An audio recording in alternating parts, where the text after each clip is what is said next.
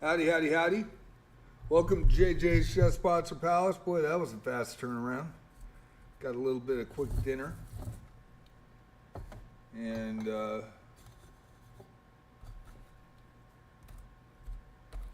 got back for chess tonight. Thank you to those chess players being patient. We also are live streaming tonight. Going to put the schedule up. Multi-streaming on YouTube as well.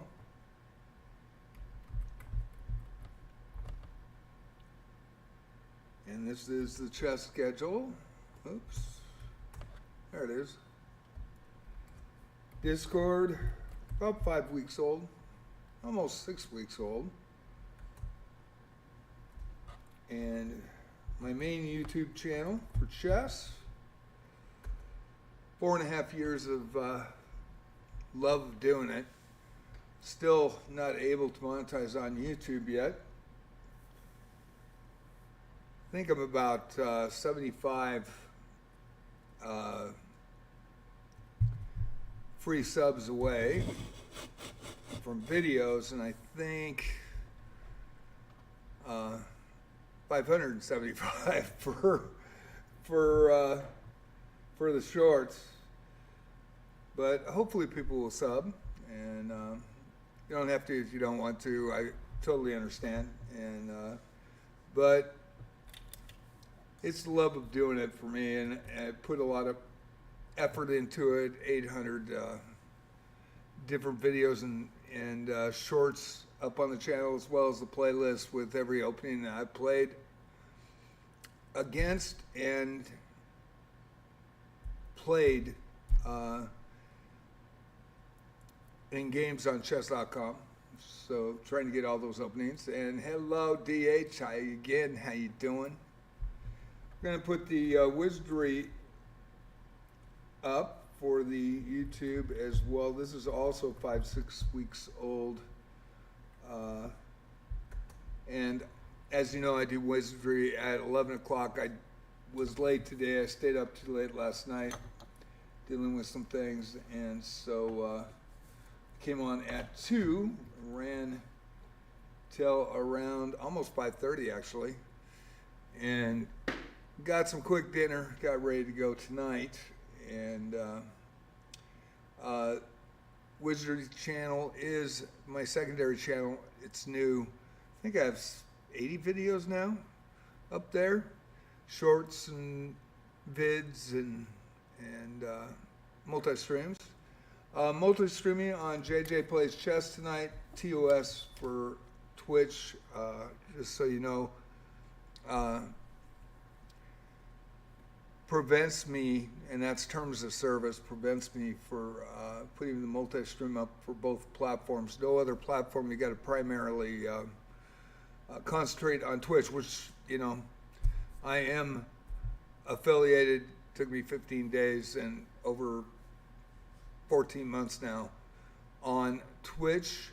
So I am very thankful for Twitch, and so after the VOD, if anybody asks questions or subs, really appreciate it if you do, and I will answer them after I go off stream. So, DH, nice to see you. Thank you for coming in, not only on Wizardry. I hope you enjoyed the Wizardry experience today, and DH is the chess player, so appreciate you being here tonight.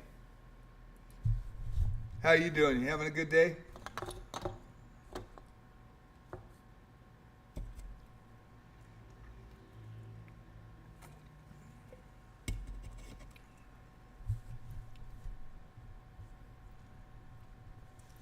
Nope. Don't know if he's there. We'll see.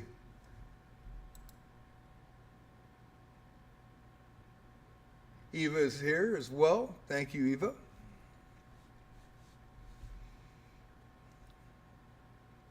So chess at night, 6:30, and then the arenas are Tuesday, Friday, Saturday, Sunday. I run these.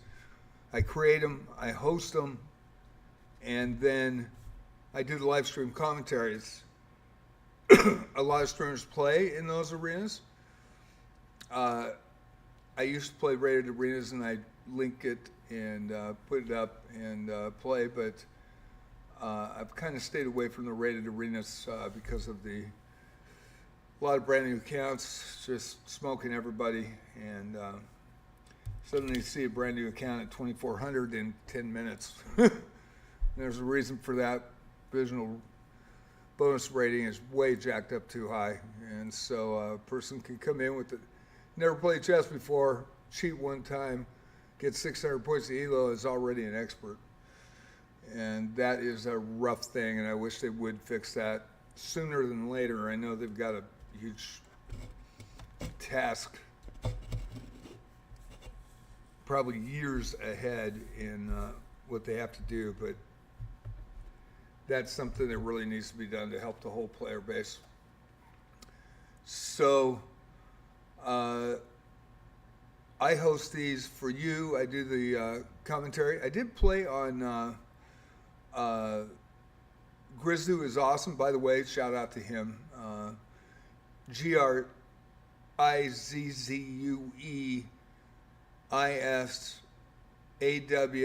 and the E is left out of awesome. AWSOME.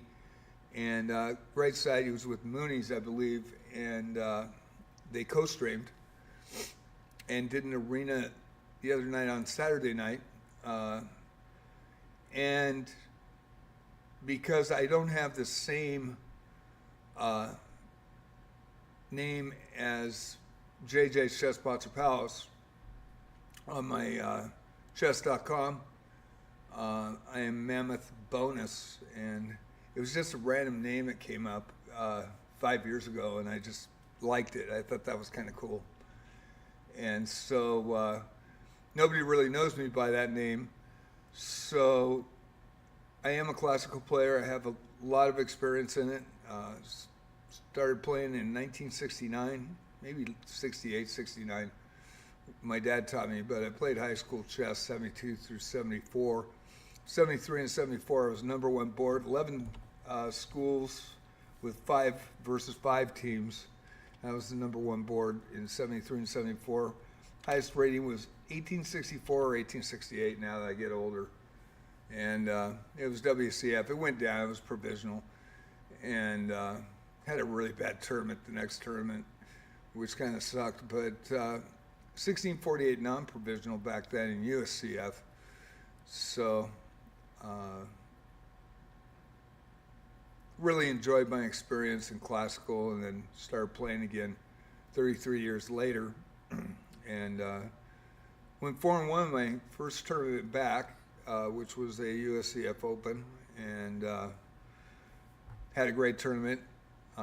Lost to the expert, which was my master, my sensei. Back then, John Chung. There's 2 John Chungs that play chess.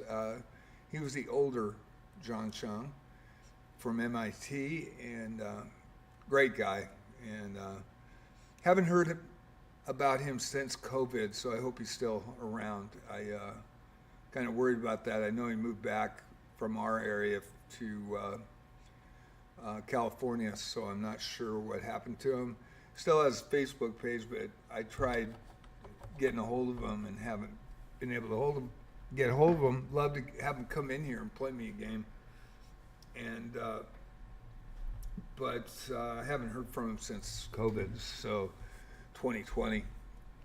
But great guy. We went to the Western States Open together and played in that. He took 4th in the expert class, and then I met Sean Tobin, who was FIDE expert as well. And unbeknownst to us, I know John knew of him, but he won that Western States Open in November in 2009. And I met him this last year in, I think, November or December. And so I've put a couple of YouTube videos together for him. He is the tournament director for Gold Beach, which is Southern Oregon. And so he came up to our club when I was attending the club. And So I have some classical experience. So saw Grizu and Muniz was gonna make this tournament up. It was a 3-2 blitz. I don't play blitz. If you look at my history on blitz, I don't have a lot of games in it, and I don't put a lot of time into it. Even when I get challenged, I really don't like playing it because I'm more of a classical player, and I've always struggled with speed chess because my first games of speed chess were actually last year in July, and it was in a tournament, and they changed the time controls, and I had won 3 out of 4 tournaments and took second in the other one, and they changed the time controls, and I understand why they did it, and I took 5th in that tournament. I was happy to get in the final. They had 2 groups, and 3 advanced from each group, and I happened to get in the final, took 5th. But I'm not a big speed chess player. Just never have been. I'm getting better at it, but my ratings are really, really horrible in ELO, and I think the highest rating I had in Rapid was 1,400, and then all of a sudden I get these challenges for 200s and 400s, and they play 97%. I'm like, what? And it's actually prevented me from taking a lot of challenges on Monday, Wednesday, and Thursday when I play, because you never know. And you get a little bit, salty, and when somebody does that, and they're actually really a beginner player, and they come in and then they actually, you can see that they're a beginner player, and then I'm totally cool. But I'm always worried that, take a rated game and just get smoked, lose 40 points, 20 points. And that's happened to me so many times in this last, since I started May 21st. So when I came into that tournament, I was 800, because I was like 822 or 844. And because I just don't play. But I wanted to surprise Grizz. And my first matchup was against the 2000. And I wasn't on stream, so I wasn't having to watch chat or worry about what's being said in chat, or watch the screen, and I could concentrate. And so I thought, man, this guy's a 2000, I better play. And I beat him. And he made a mistake in the end game, and I've always been a really strong endgame player, and if I get to that chance, and that's been notorious, they've said that since I was in high school, and extremely strong.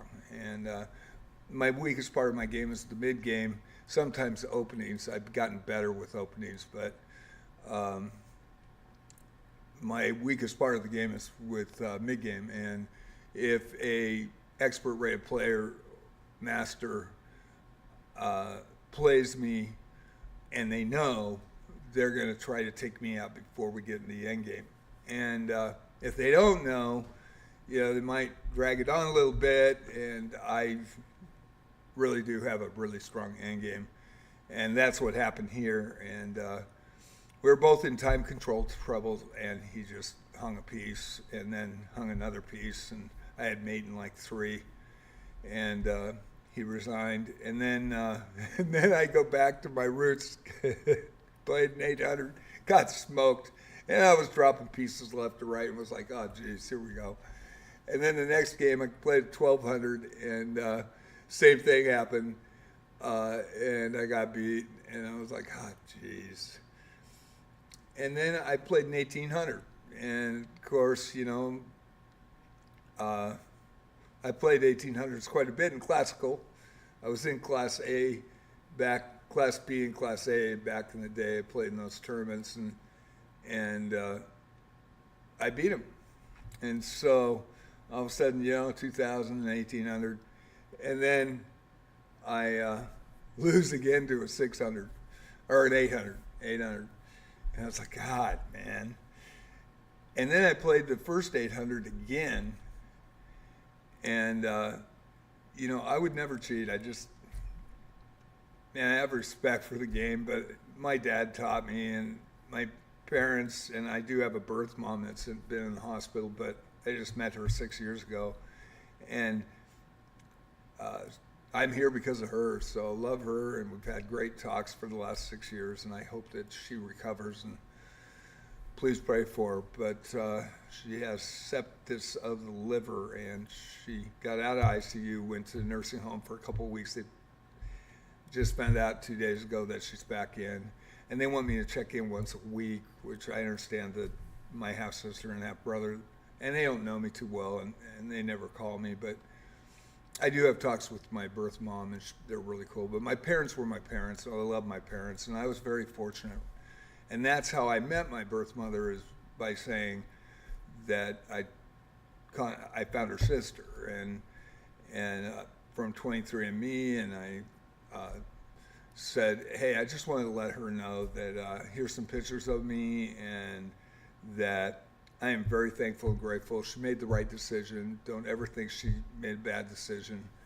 And if she if she does think about it, that I turned out okay. Turned out good. And then 3 weeks later, I met her. She came here, and then with my half-sister, and then I met them again and met my half-brother on July 4th that year. And also my half-sister on my birth dad's side, he passed away in 2016 at 86. And so with that, I actually talked with my birth mother and my half-sister on my birth dad's side more than anybody. So, but my parents, my dad taught me chess. He was my dad, and he raised me, and he was amazing, and so was my mom. And then, you represent them after they pass away, and man, I want them to be proud of me. So, I would never consider cheating. I'd never even think of doing it, and that's why it pisses me off that other people do it,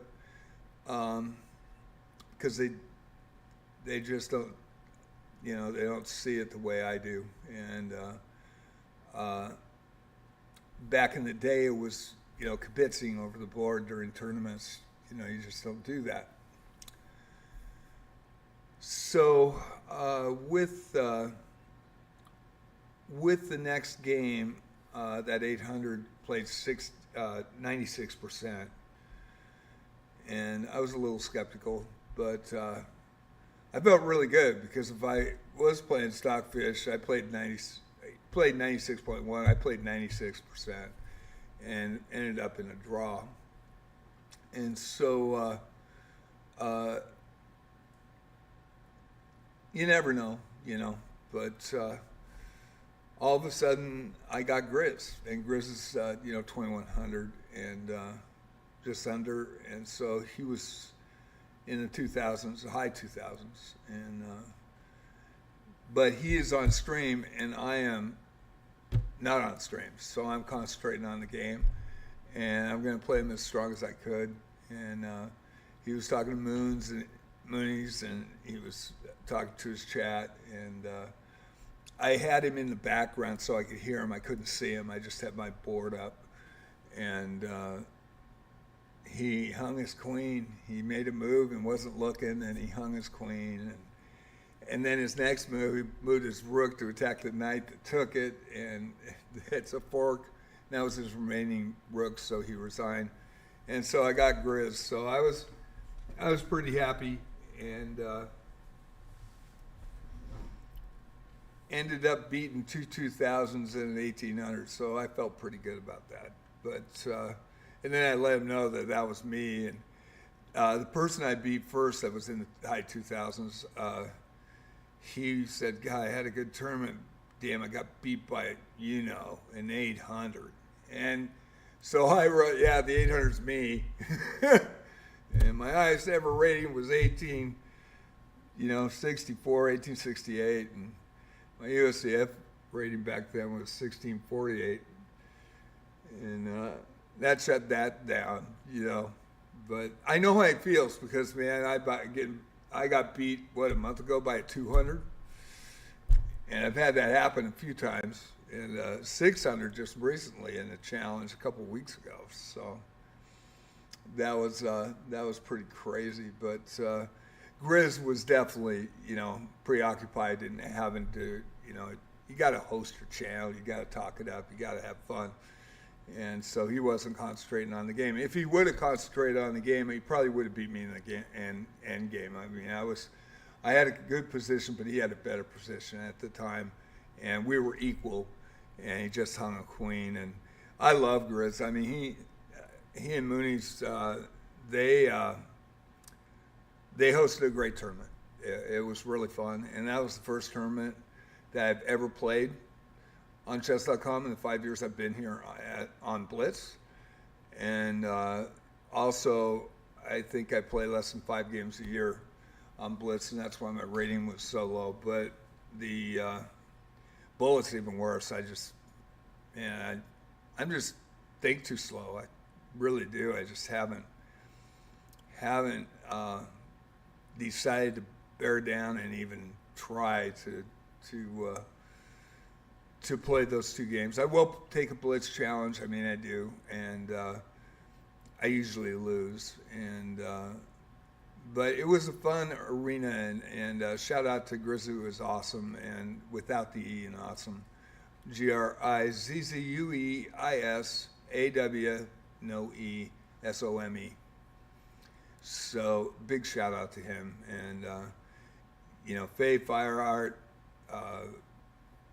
House of Pancakes, Donna Dianuccia, I call him Pia, but I can't remember his full name. So here comes the 1 minute bullet challenge. Yeah, that ain't gonna happen. And so, I'm lower than you in bullet. You kidding me?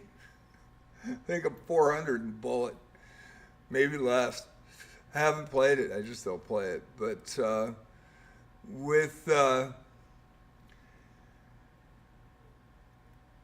H1 Chess and all the great people that have supported my channel and rated me, I really appreciate that. They've done some great things for me, and I really thank them. And so it was fun to go in and actually kind of surprise everybody and play. And I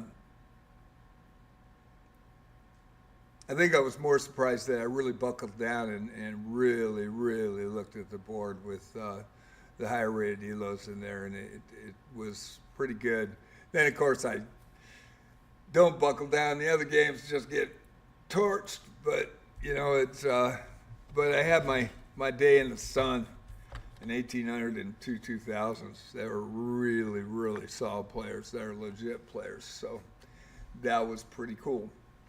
Anyway, today is going to be lessons. I am going to go to my dailies first. And this is a tournament, so please don't say anything while this is shown. I just want to get these dailies in so I don't time out. And yeah, I thought that he would do that. Very much thought that. And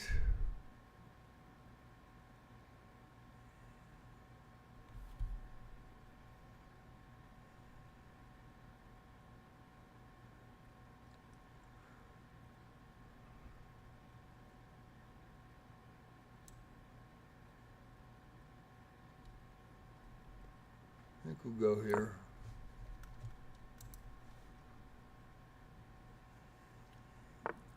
Second game, I hung a rook, so that was not good at all.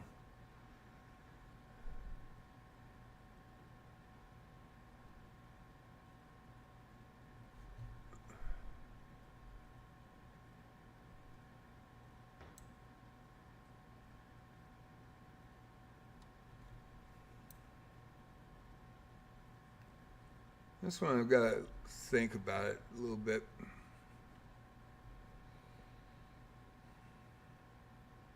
I don't like where my king is at all. And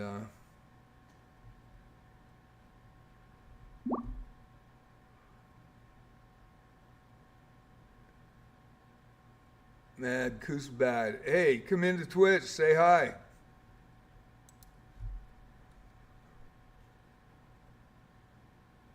wonder if I should do that. I don't know if that's a mistake or not. Could go outside and maybe cause some problems, but you know, I think I do protect it that way, so I think I will do that. Get out on a point. Might have to go back on that. We'll see. Block that avenue. Okay, 2 more games left, and then we'll go to chess lessons on chess.com. And I totally castled to the wrong side in this game. This is Fantasia. She's played in every arena that I run Tuesday, Friday, Saturday, Sunday since November. And she did get to the semifinal in this. This was a group of 20. And so, and she was getting better and better and better. A little worried here on this one. This is a freestyle. Yeah, I didn't really want him to do that, but definitely a smart way to go. Attacked my queen, so I had to move it out, and then I had pinned his rook, so pinned her rook, my bad, sorry. So we'll take it that way, and I know she's going to take with the bishop, but that's all right. Get an advantage in this game for a minute. Okay, and we will go to chess.com lessons. Thank you all for being patient tonight. And we're going to do some lessons. I've been trying to get through the advanced lesson courses. Looks like I have 4 more to go, 8 more to go. See how many we do tonight. Passed pawns can be deadly, so you need to keep them blockaded. Knights are great blockading pieces because they can jump over the pawn and remain active.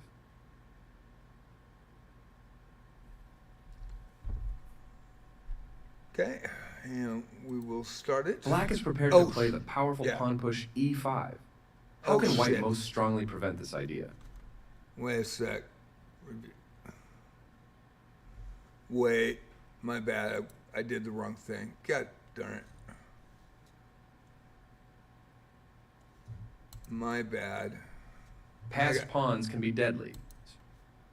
Okay, here we go. And this person has challenged me left and right. A passed pawn can be incredibly dangerous for the defender, and it's no fun to helplessly watch a passed pawn march down the board and promote into a queen. As the defender, you should try to prevent this dangerous type of pawn from advancing. One of the most effective strategies is using a blockade. As we'll see, the best piece to blockade is the knight. In this position, black is blockading the passed d5 pawn with a rook on d6. Not a great blockading piece. After white plays b4, and if black plays c takes b4, white recaptures the pawn with bishop takes b4, attacking black's rook. And since it is more valuable than the bishop, black is forced to retreat with rook to d7. White now breaks through black's dark square defenses with c5, threatening to create a second passed pawn with c6. So after b takes c5 and bishop takes c5, white has successfully opened up the position. Not only does black still need to worry about the passed d pawn, black's pawn on a7 also becomes a target of attack. After b4, if black doesn't capture the b pawn and plays a move like rook to d7, opening up the d6 square for the best blockading piece, the knight, white can simply play b takes c5. And after b takes c5, white attacks the newly isolated c5 pawn with bishop to f2. And after rook to c7, the passed pawn marches forward with d6. Black can blockade the passed pawn again with rook to d7, but now loses a pawn after bishop takes c5, giving white a second passed pawn when black's defenses will collapse. Returning to the starting position, what if we switch the position of black's rook and knight, like this? Black's position has improved greatly. The knight on d6 is the ideal blockader, because not only does it block white's passed pawn, it also is an active piece putting pressure on c4 and e4. Since c4 is under pressure by the blockading knight, white tries to protect c4 with rook to c1, hoping to play b4 on the next turn, but black can simply play a5, closing the queen side. It will be very difficult for white to make any progress. Let's take a look at another position. In this position, black could immediately block white's passed d5 pawn with rook to d6, but as we know, the knight is a much better blockader.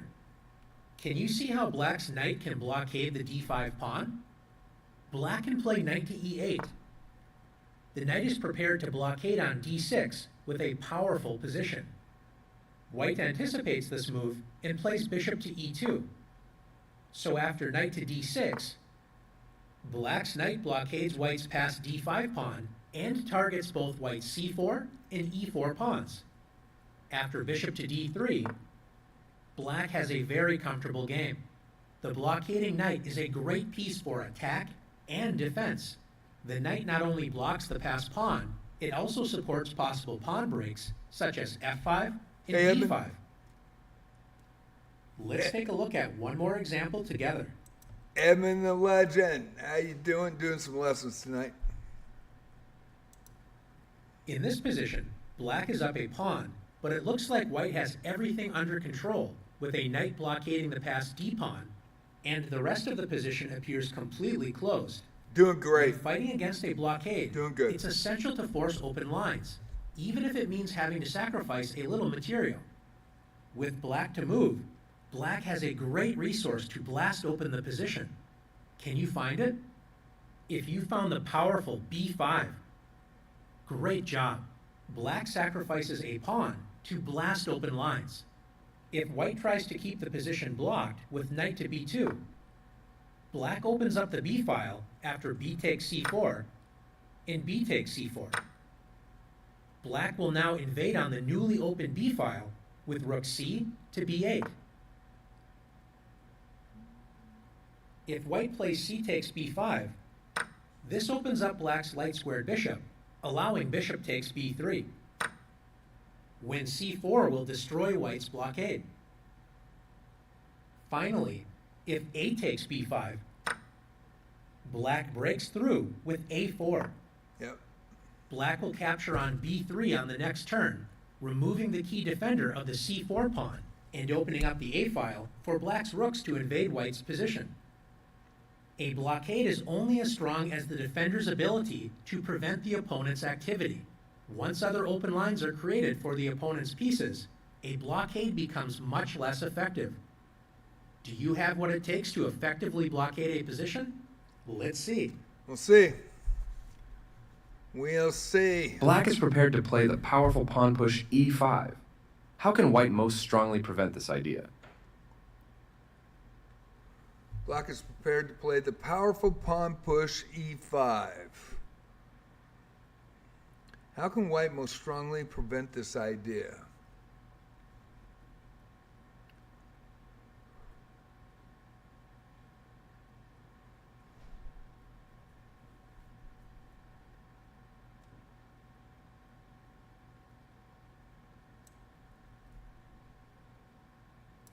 Nice idea, but black is able to fight against white's blockade with knight g4.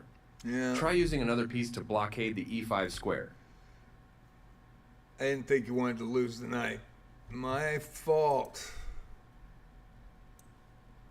You got it. White's knight moves to the powerful e5 outpost, Good start. blockading black's weak e6 pawn and keeping black passive. Good Great start. work.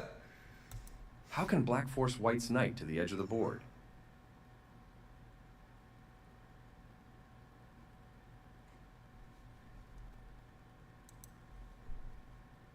Great trade. White's knight is poorly placed. Can you prepare to blockade white's passed d-pawn and attack? You got it. Black's knight is ready to blockade the passed d-pawn and prepare to capture the c4 pawn. Play the move. Exactly. Black blockades the d5 pawn and is ready to capture the c4 pawn on the next turn. Great job. How can white sacrifice material to break black's blockade of the e7 pawn? How can I sacrifice material?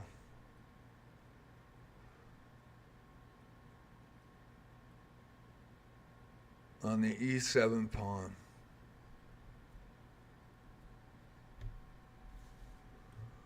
Well, I think it's bishop to H5, attacking that queen. Great move. How can you win material? Good work. White has an extra queen.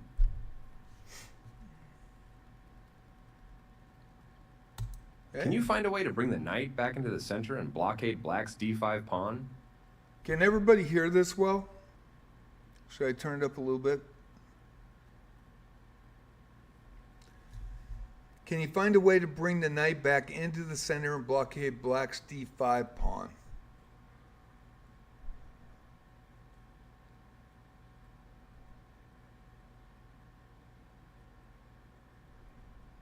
And blockade Black's D5 pawn. Okay. Nice move.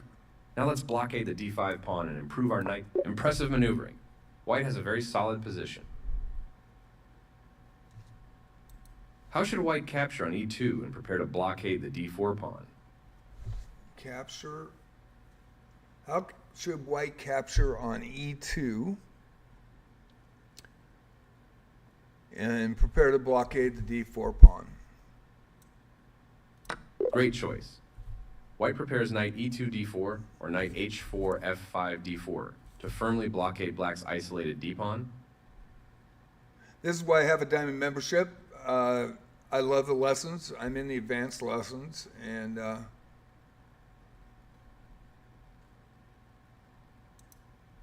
to the next one.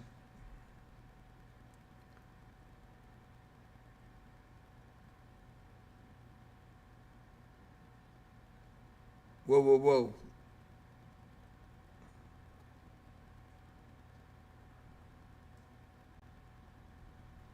Lessons completed.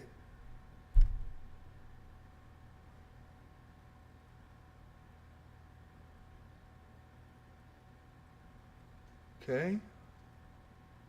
Did I just complete the advanced lessons? What's the next lesson? The closed Ruy Lopez is one of the most popular openings throughout the history of chess. This lesson focuses specifically on the Chigorin and Breyer variations. Okay, I played the Ruy Lopez, but not very often.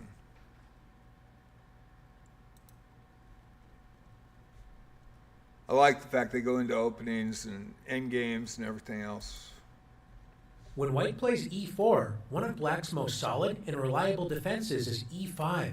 This sets the stage for the Ruy Lopez, also known as the Spanish game, one of White's most popular and challenging lines. I played When White plays the Ruy Lopez, Black can choose to rely upon the closed variation, accepting a slight space disadvantage in order to build a solid position, which is difficult to break down. We reach the closed variation of the Ruy Lopez after E4, taking space in the center and preparing rapid development. Black responds in kind with E5. When White develops a piece and attacks E5 with knight F3. Black also develops a knight and protects the center with knight C6. White now takes the game into the Ruy Lopez with bishop B5. Black's most common choice is to immediately question the bishop with A6. Before we continue our journey in the closed variation of the Spanish, it's important to understand that White does not win a pawn after bishop takes C6. Because after D takes C6, White sometimes plays this way, known as the exchange variation, which surrenders the bishop pair in order to compromise Black's pawn structure. It's a mistake for White to try and win material with knight takes E5, as this allows the counterattack queen D4. Attacking the unprotected knight in E4 pawn.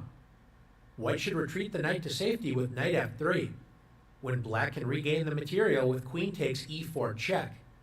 White has failed to win material and has to deal with this annoying check, so this is definitely not to be recommended for White. Yeah, because they After go Black get plays the pawn on A6, C2. White's most popular option is to retreat the bishop with bishop A4, maintaining the tension against Black's knight. Black continues to develop actively with knight F6, developing a piece toward the center and adding pressure to White's center. White sometimes plays D3. A somewhat slower, yet solid choice. Once the e4 pawn is protected, it's important for black to prevent bishop takes c6. Hey, Dale. Play may continue with How you doing? b5. Bishop to good. b3. Instead of playing bishop e7, which is still a reasonable choice, black has the additional option of playing bishop c5.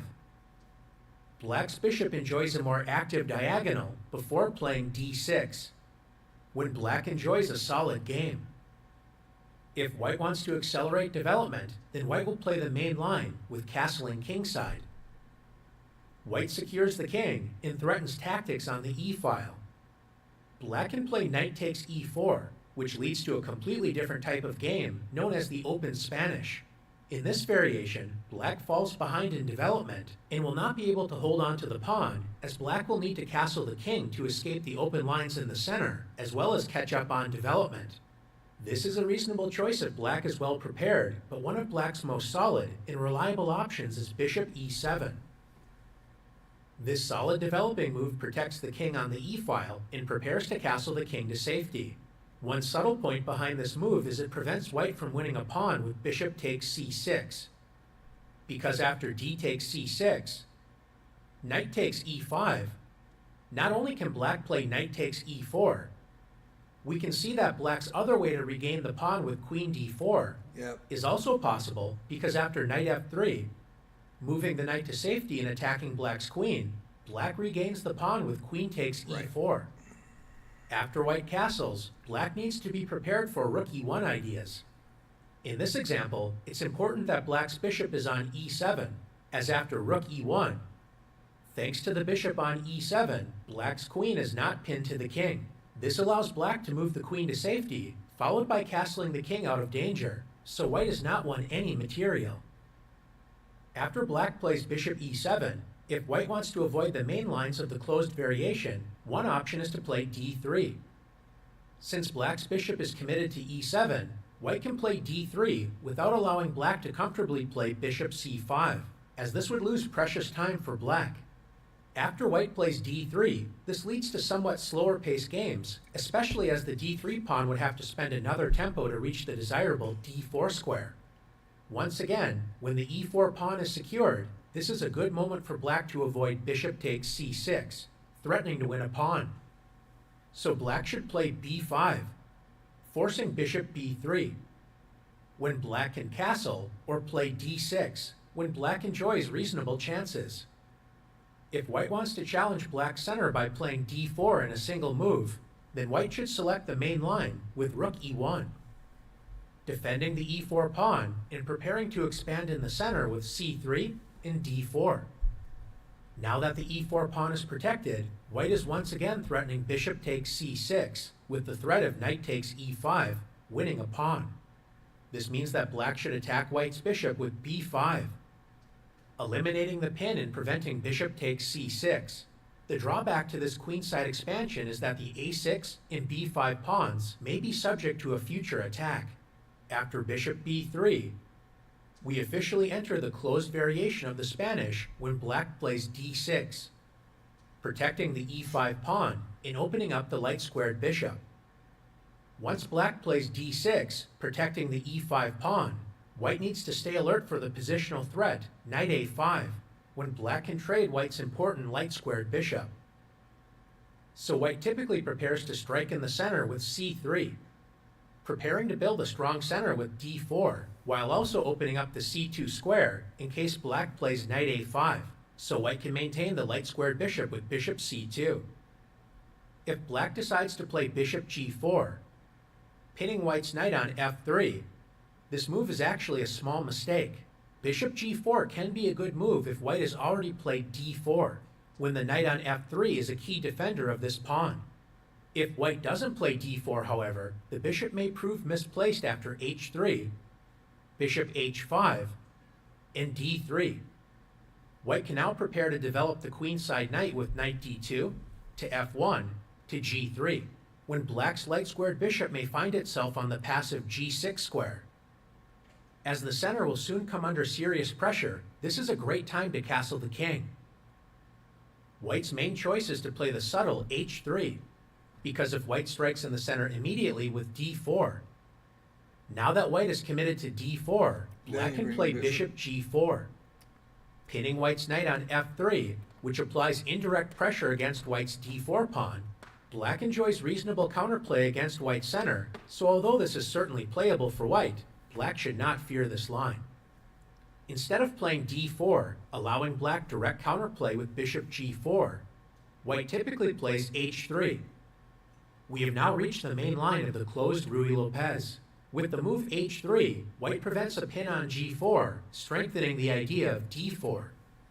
In the closed Spanish, black will typically want to move the knight on c6 to unblock the pawn on c7, allowing this pawn to help fight for the center, especially with the typical move c7 to c5. In order to play serious pressure against black's center, white needs to play d4. White's typical plans include taking space, building a large center with d4 to d5. White sometimes decides to open the center with d takes e5, and another common plan is the knight maneuver knight b to d2, with the idea of transferring the knight to the king side with knight f1, when the knight can choose between knight e3 and knight g3. Black's main choice in the closed variation is where to move the knight on c6. We will focus on two common systems, knight a5 and knight b8. Let's first take a look at knight a5. This move is known as the Chigorin variation. Black wins a tempo against white's light-squared bishop and opens up the path for the c7 pawn to help fight for the center with c5. Since white does not want to allow the exchange knight takes b3, white should play bishop c2. At first glance, the bishop looks passive on c2, but it's an important piece to keep on the board. Not only does it defend several important light squares, including e4, which can be put under serious pressure. If white is later able to move the e4 pawn, either by advancing it or capturing on d5, white's light-squared bishop can become an important attacking piece, pointing directly at black's castled king.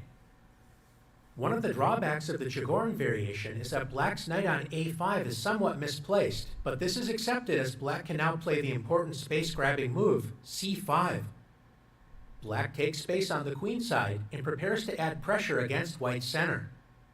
In order to create this counterplay, the d5 square has been weakened, which could be a future concern. In order to challenge black's center, it's important for white to play d4, taking space in the center and adding serious pressure against black's e5 pawn. In the closed variations of the Spanish, you will notice the typical tension between the d4 and e5 pawns. Since the e5 pawn is under pressure, black's most common move is queen c7. But it's worth noting that it's possible to play bishop b7, increasing pressure against white's center, especially the e4 pawn. This line is made possible due to the tactical resource after d takes e5. The point is that after d takes e5, it appears black will lose a pawn after white trades queens with queen takes d8, rook a takes d8, since white can now play knight takes e5. After grabbing this pawn, white will now be reminded not to forget that it takes time to properly develop white's queenside forces, as after the captures bishop takes e4, bishop takes e4, and knight takes e4, white is not winning a piece with rook takes e4, as this abandons the first rank, allowing rook d1 check. Black will capture white's bishop on the next turn with an excellent position, when white's overly ambitious play has clearly backfired. Instead of capturing the pawn on e5, white can play knight b to d2, or else close the center immediately with d5. This move restricts black's light-squared bishop on the long diagonal, and it also denies the natural c6 square for black's knight. One idea for black is to play knight c4, preparing to move the knight to b6. When black plays a6 and b5, which is part of the closed variation of the Ruy Lopez, white should consider the thematic pawn thrust a4, creating tension against the b5 pawn, when white always has the option to open the a-file with a takes b5 when it proves desirable. White enjoys a comfortable position when black's position remains somewhat cramped. In the Chigorin variation, black's most popular response is queen c7, adding more protection to e5, preparing to connect the rooks once the light-squared bishop is developed. And notice that black's queen has the potential to add pressure down the c-file after black later plays c takes d4. Since the c3 square isn't available, white's knight relies on the d2 square to enter the game, with knight b to d2. This knight often moves to f1, where it can pivot to e3, controlling the weakened d5 square, as well as eyeing the f5 square. After the knight moves to f1, it can also consider moving to the g3 square, if the kingside situation demands it. In the Chigorin, black's counterplay often relies on the pressure on the queenside, and especially white's central d4 pawn. One common plan for black is to play c takes d4. When after c takes d4, now that the d4 pawn is no longer protected by another pawn, black can return the knight to central action with knight c6, adding pressure against the d4 pawn and reinforcing the e5 square. We've already mentioned the common idea of knight f1, preparing to move the knight to e3 or g3. In this case, white has to be careful, as black can expose the dangers on the c-file after knight f1. Knight takes d4, knight takes d4, and e takes d4. White cannot capture the pawn, as this leaves the bishop hanging on c2. After black plays knight c6, white has two typical responses: closing the center with d5, or supporting the d4 pawn with knight b3. White reinforces the center, and although this knight will soon be forced to move again, it allows white to centralize the dark squared bishop. Black typically grabs more space on the queen side with a5. White takes the chance to reinforce the center and develop the dark squared bishop with bishop e3. White's knight is now forced to retreat after the space gaining a4. When white's knight returns to d2. We can now see a common theme in the closed variation of the Ruy-Lopez. White typically enjoys greater central space with pawns on e4 and d4, compared to black's central pawns on d6 and e5. This means that white's pieces have more space behind the central pawns to maneuver, and we can notice the continued tension between the d4 and e5 pawns. If black plays e takes d4, this capture opens the e-file for black's major pieces, possibly adding more pressure to the pawn on e4. By vacating the e5 square, black's pieces may be able to use that square, but white's light-squared bishop can become a very dangerous piece with a well-timed e4 to e5 pawn advance, opening up the b1 to h7 diagonal, leading to black's king. The other drawback to e takes d4 is that black's pawn on d6 is now an isolated, backward pawn. So this is a very committal decision that black typically doesn't rush to play. Since white still has the option to play d5, closing the long light square diagonal, a flexible way to develop the light squared bishop is with bishop d7. Compared to moving the bishop to b7, when white can restrict this piece on the long diagonal with d5, the other advantage of not moving the bishop to b7 is if white fights for the open c-file with rook c1. Aligning with black's queen on the c-file, black can now take advantage of the open b7 square with queen b7, removing itself from the danger on the c-file, where it supports the b-pawn and also x-rays white's pawn on e4. The position remains complicated, although white enjoys a space advantage with greater central control. After black plays knight c6, instead of maintaining the tension in the center, white can commit to taking more space and closing the center with d5. A Thank you typical guys for continuation watching. is knight b4, This is threatening why to I have a capture white's membership. light-squared bishop. I love When after these. bishop b1, white is threatening to win a piece with a3, I'm gonna as have black's to knight would play be this trapped. again, though. So black wisely grabs space When and I'm liberates the offline. knight with a5. It'll take me a while to After understand white it. played d5, the c5 square has been weakened, so black would love to play knight a6, followed by knight c5, adding pressure against white's center. White can prevent this plan with a3, knight a6, as white can now play b4, taking space on the queen side and restricting black's knight. After a takes b4, a takes b4, opening up the a-file and pinning black's knight to the rook on a8, so black cannot capture the b4 pawn. White enjoys a space advantage, and black's knight on a6 remains restricted. That being said, black's position remains solid, so it isn't easy to break down black's defenses, which is why black is willing to enter these lines in the first place. The Chigorin variation, knight a5, has a rich history and is still played by modern grandmasters today. But another interesting alternative, which has received serious grandmaster attention, is the Briar variation. At first glance, you may think black is a very inexperienced player with the move that defines the Briar, knight b8. Yet this knight retreat is fully sound and leads to strategically rich play.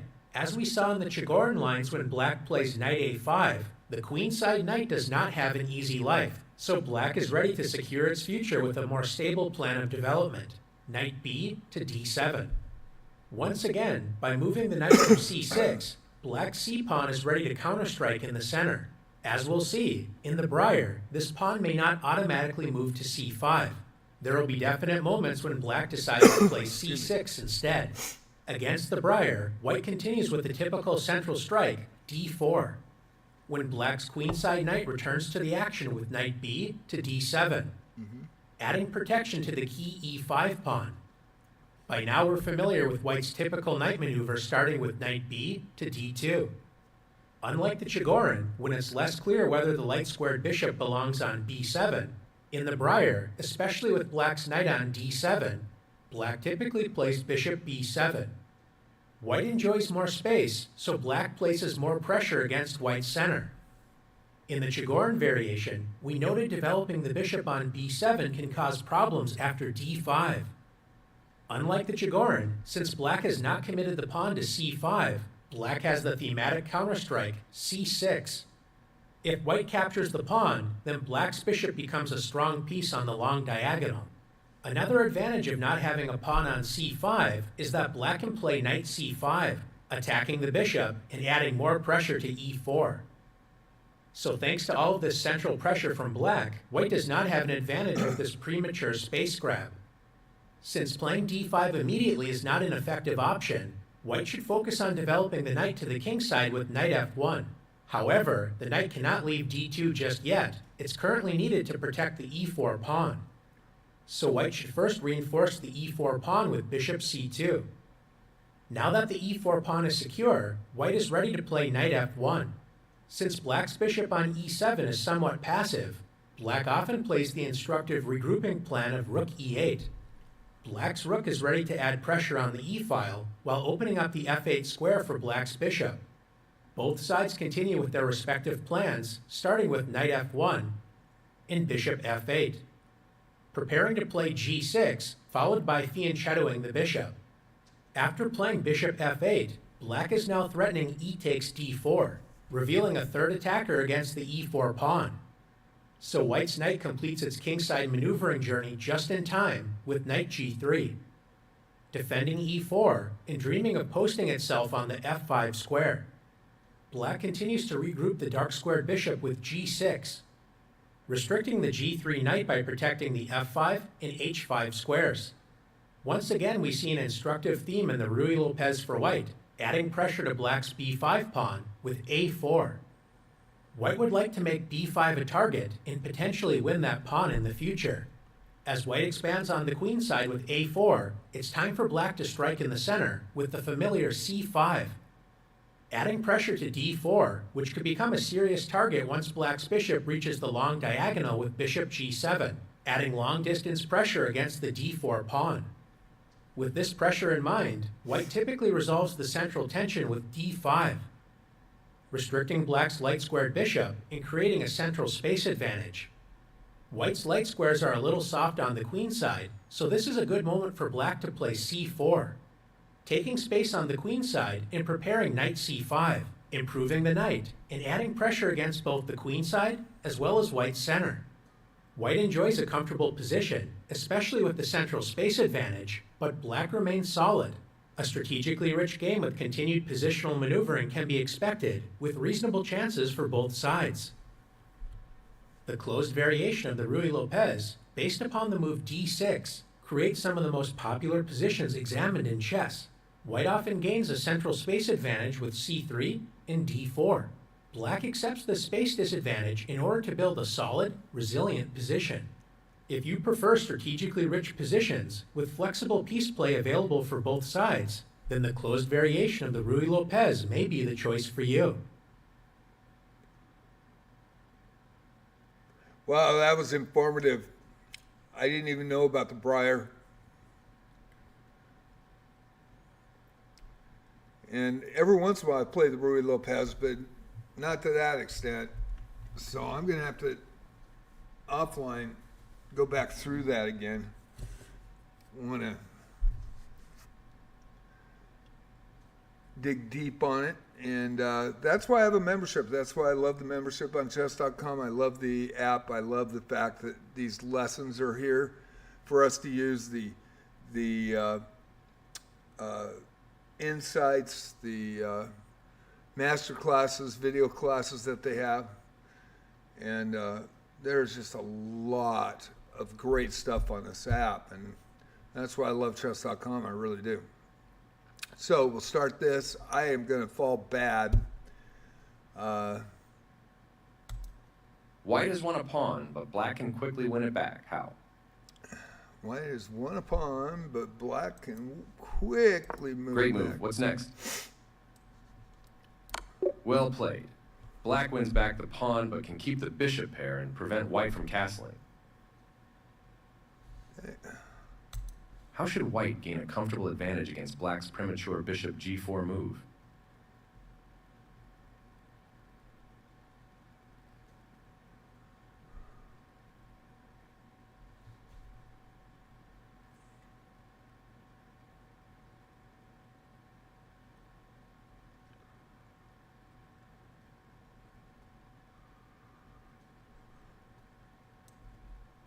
Good start. Which pawn should you advance next? There's a better option. Damn it. Try again and look for a precise pawn move. Ugh.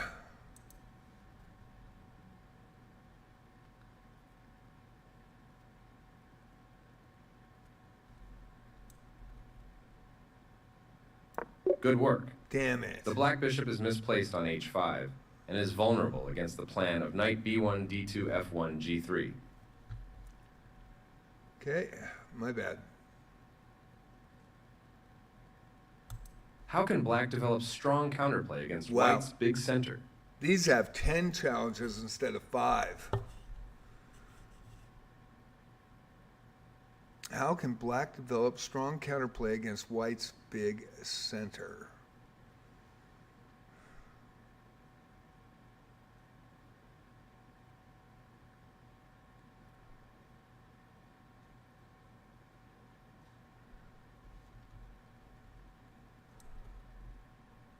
There's a better move. Try again and look for a strong developing move.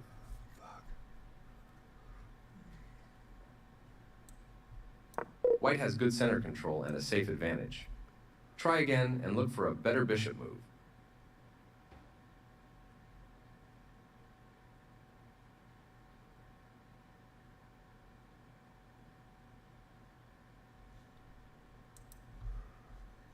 Oh, shoot. Good choice. It's difficult for white to defend the center after the knight is pinned. That's why white usually plays h2, h3 prior to building a big center.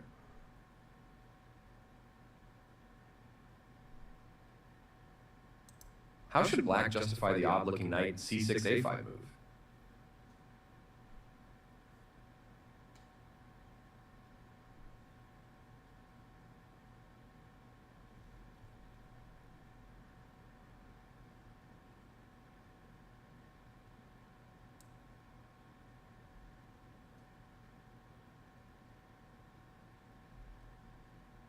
This is playable, but it's stronger to contest the center with another pawn. How should you do it? How should black justify the odd-looking knight c6, a5 move? Good choice. You've reached the main tabia of the Chigorin variation of the Ruy Yeah, I'm Lopez. going to have to go over this one again. Damn.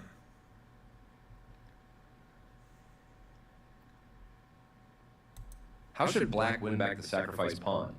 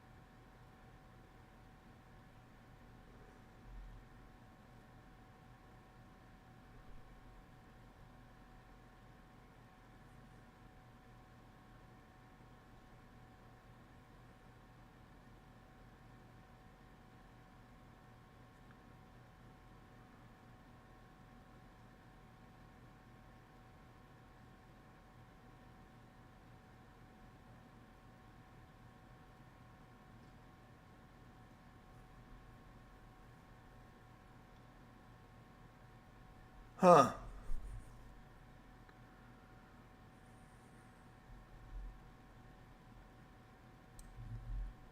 Great move. How can you win back the piece? Great job. White can't capture on e4 without allowing a deadly fork on the back rank. Black already has the more comfortable position. What move must black play to avoid losing material?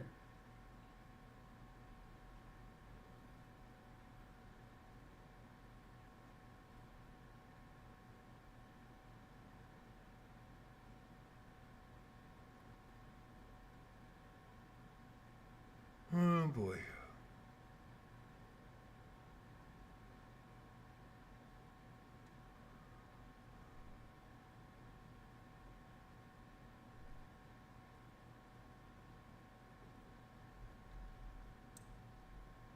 Good choice. What's next?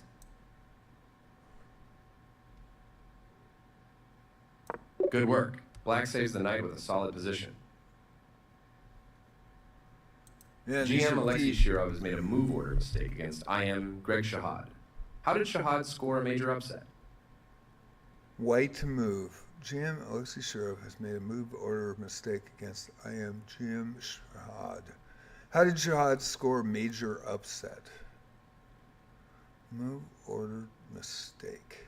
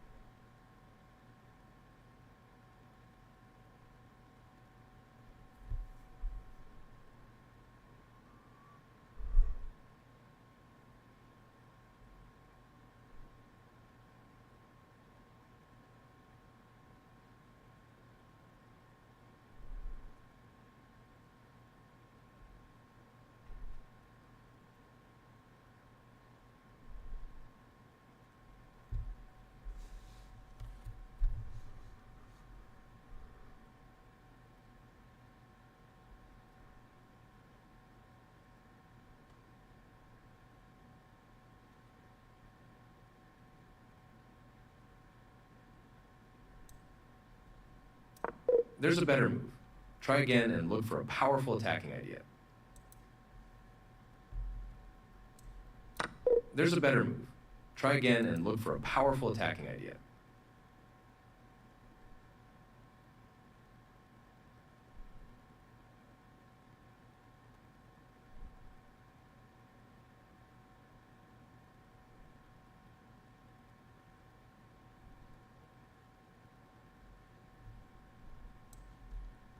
Black is okay. Try again and look for a stronger attacking move. And you're blocking my movement keys, dude. Come on. Jeez. This guy's been challenging me since I started. Do you think I'm going to accept it? If you keep doing it? I mean, really? And I don't play bullet. I mean, if you came into chat and said, hey, man, I want to play, would you play me bullet? That's a totally different thing. But what is that, 5, 6 times now?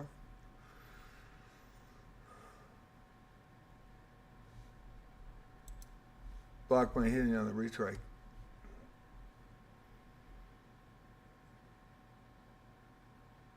Man, I don't know. There's a better move. Try again and look for a powerful attacking idea. Well, the only thing that I've seen, and that was like 3 tries ago, was Great move. this. How can you justify the sacrifice? Nice work. How should you win material?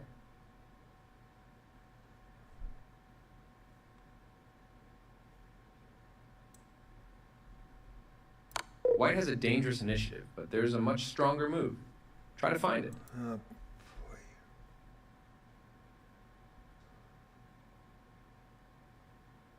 Oh, shit. There Well was. done. Black's queen is doomed, and White went on to score a big upset in this titled Tuesday battle. Wow, I missed that. Yeah, I'm going to have to go over this stuff again. Holy crap. Well, that is good. I got 3 more to go. How should Black recapture on c6?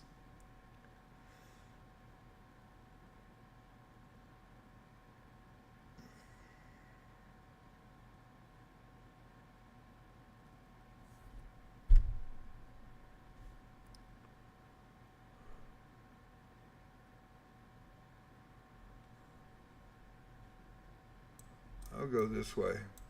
Probably wrong. Good idea. How should you win back your lost pawn?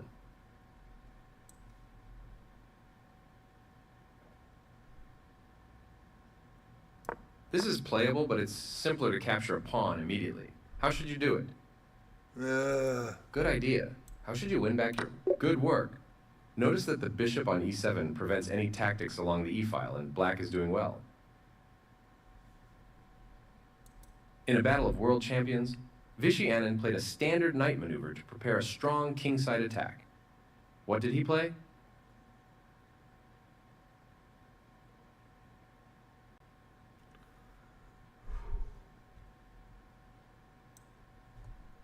Good work. Where should the knight go next? Good work. White was slightly better and went on to win in Anand Carlsen 2015. White often plays an early b2, b4 to restrict the black queen side, and black must be very careful about capturing the pawn. How should white win material? White often plays an early b2 to b4.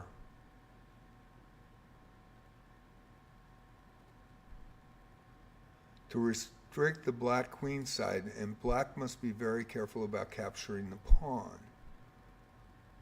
How should white win material?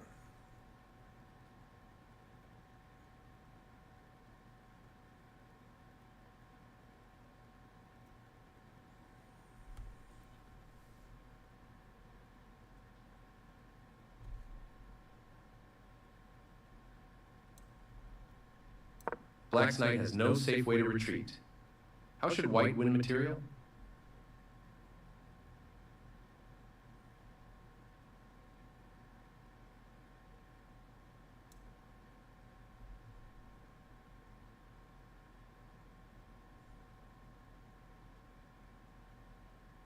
Well played. Black has no way to save the knight.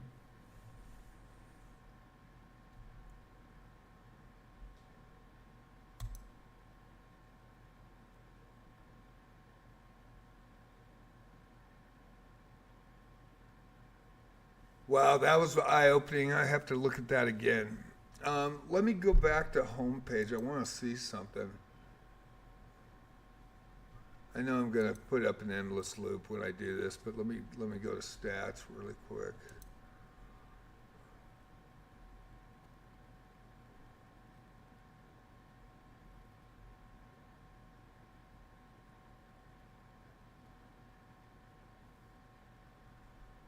Did I get a new advanced? Oh, I got advanced complete. That's what I wanted to see. Yeah. Complete advanced. I wonder what the next one is.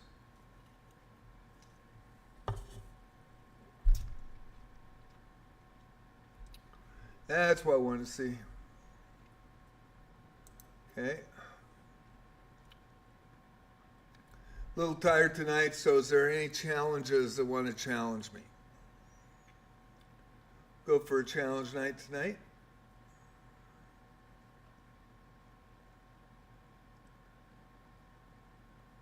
I'll have to try another lesson on Thursday. And 10-minute unrated. Alrighty. You're on, Edmund. Polish, huh?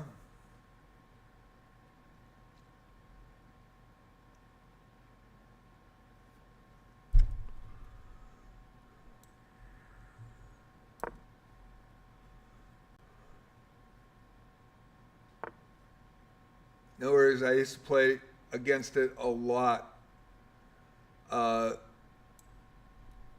Back in the 70s, they used to play it all the time in high school.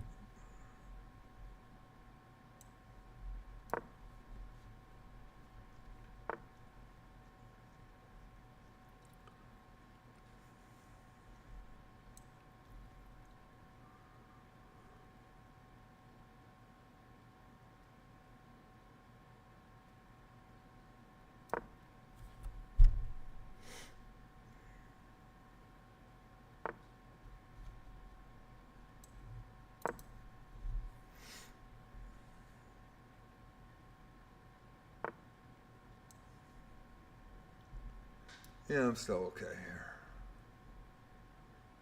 Still okay.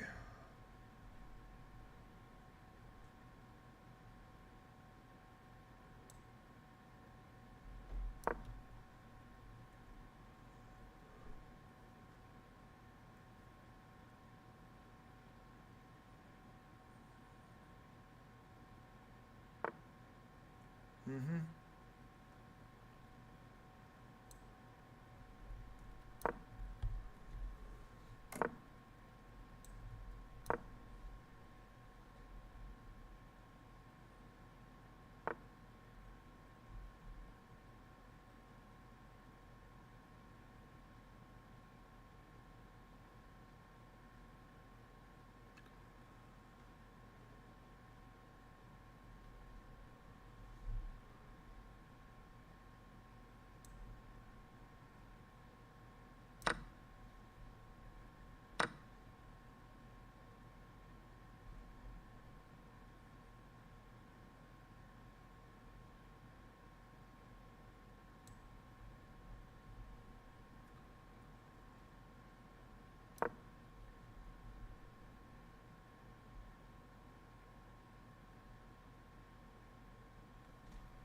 Playing Edmund the Legend in chat.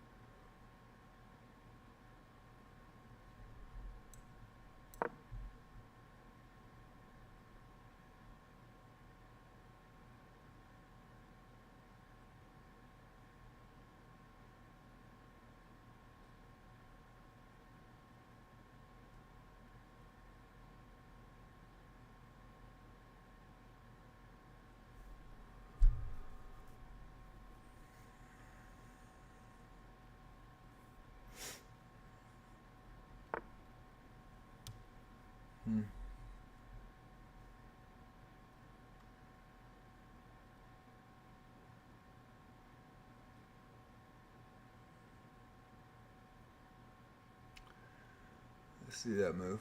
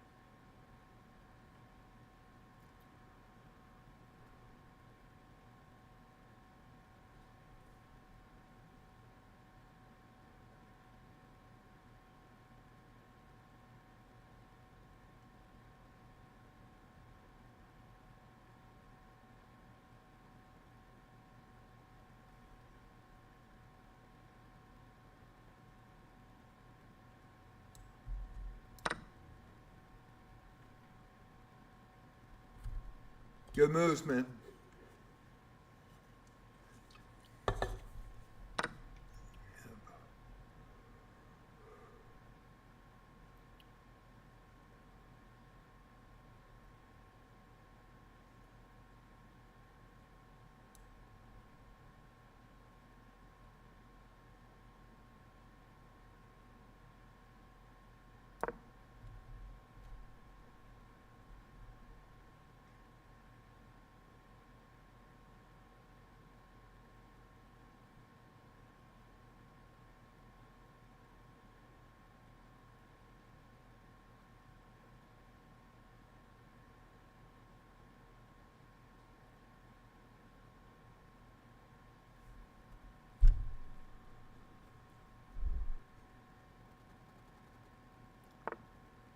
Yeah, that's a good move too.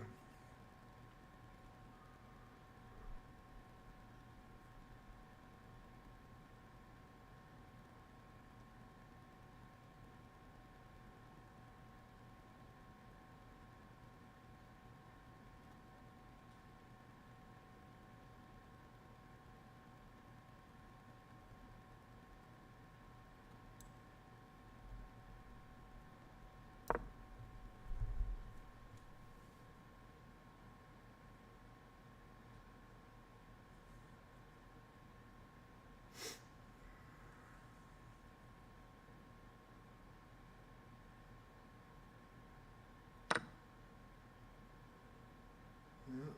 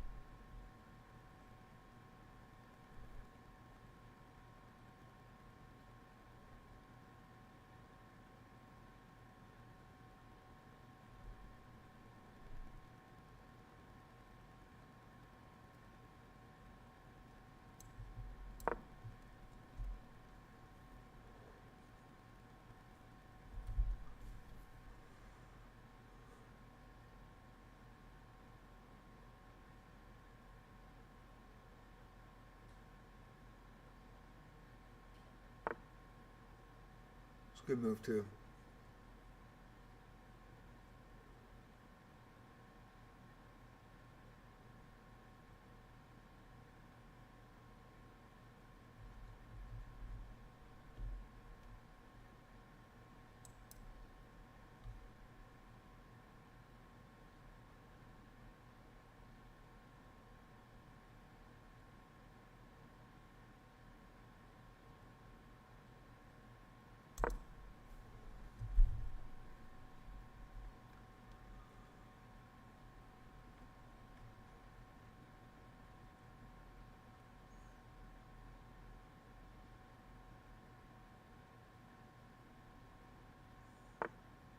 Yeah. Solid move.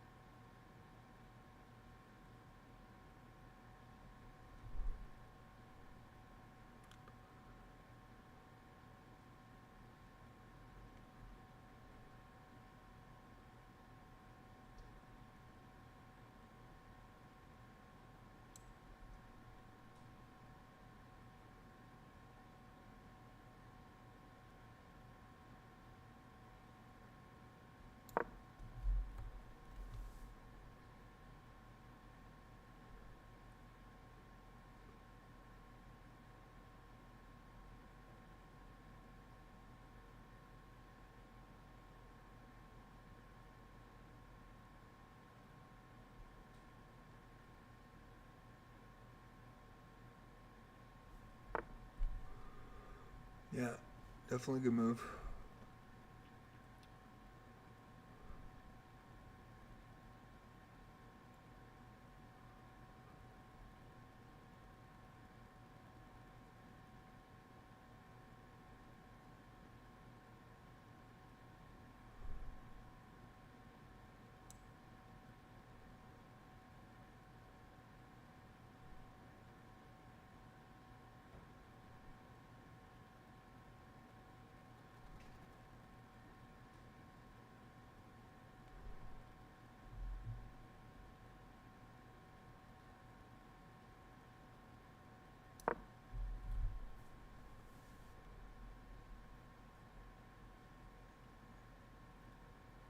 You can tell I play with longer time controls, but man, good game.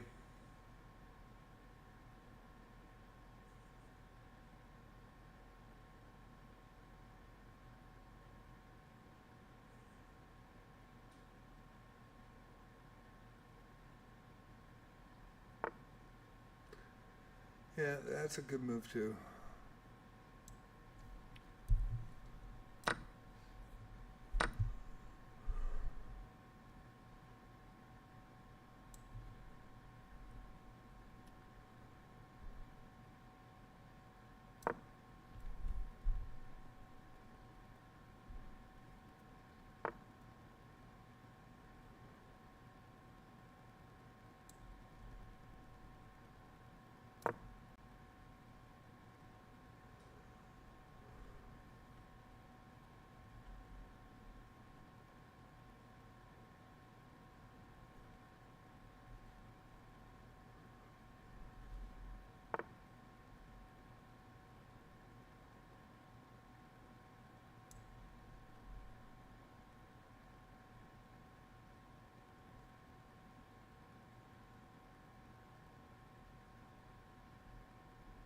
Yeah, let's see.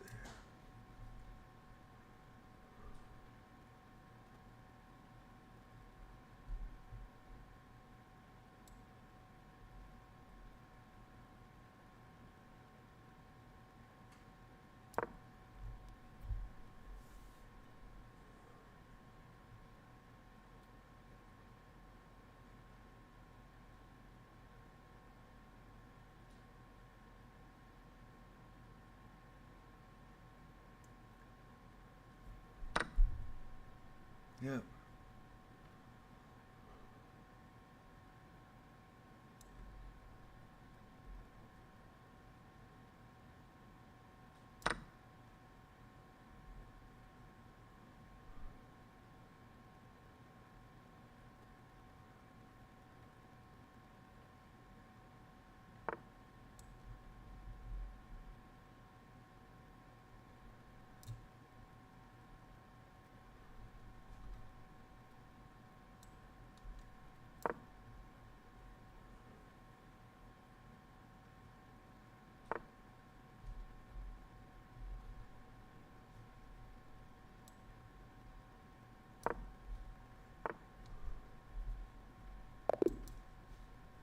Good game.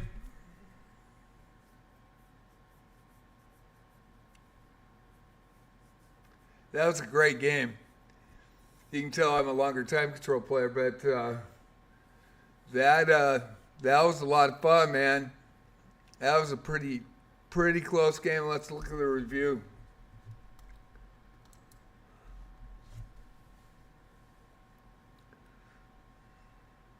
You found some nice tactics. The more you review, the quicker those moves will come to you.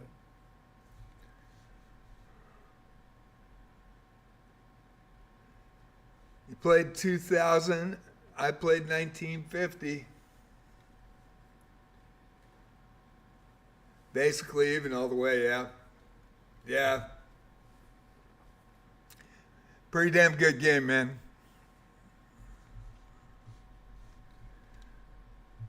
You had a, whoops, you had a 98.3 accuracy in the opening. I had a 96.8 because I went with Petrov's anyway. Mid-game accuracy 84.6 to my 83.8. And end game accuracy, 54.2% to my 56.8%. Weren't that great in the end game. But that was a damn good game, man. Elias, it was a pleasure playing. What'd you think? Can I play the game? You had some traps in there. I saw them.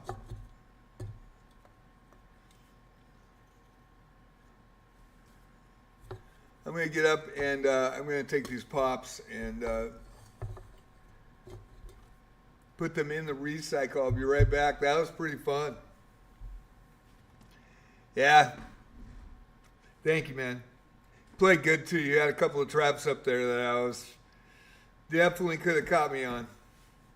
I was trying to make sure that I was expecting you to take the bishop, so I was going to take your other knight. And then I thought it was really interesting with the rook forks that you were trying with the knight on the queen side. That was, I almost fell for it and then saw it and went, oh, wait. Got to think this. But it takes me time to think. So, old man, older than dirt. Older than dirt. That was a good game. That was fun. We'll have to do it again. I'll play another challenge, try to get other people in, and I'm going to turn on the lights. I am going to take a quick break. I'll be back in about 3 to 4 minutes. Got to do a bio, and be right back. Thank you all.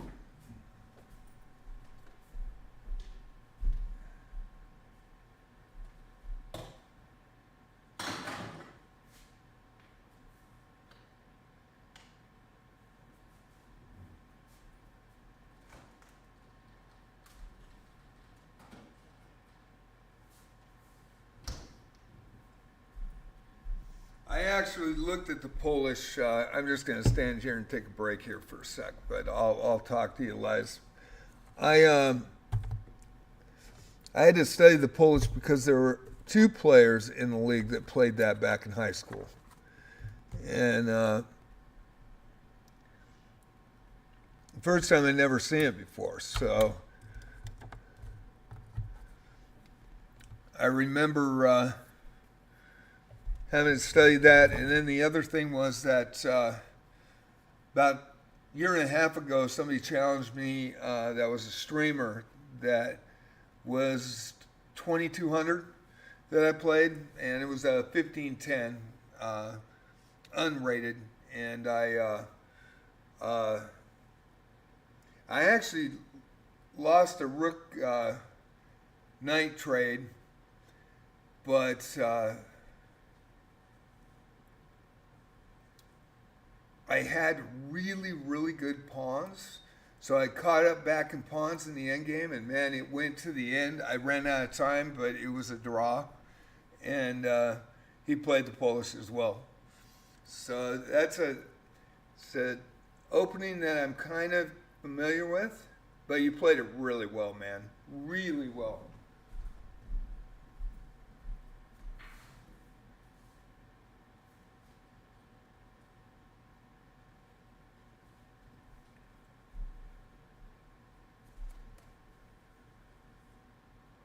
I was a little worried on my king side because I went to the king side thinking that I'd be open, but I had to push that pawn up, which blocked my white bishop. So my white bishop was ineffective for most of the opening and the mid game, and I was really worried about that I was going to get stuck over there.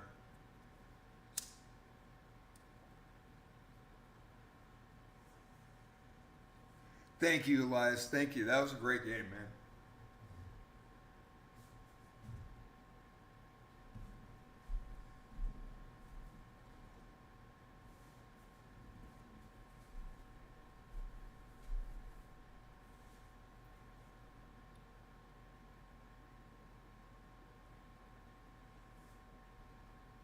I'll be back in a little bit. I just want to take a little quick break, and then I will take a bio and get back to it. Thank you guys for coming in tonight. Appreciate it. I hope you enjoyed the lesson. I really like the chess.com lessons. I really do.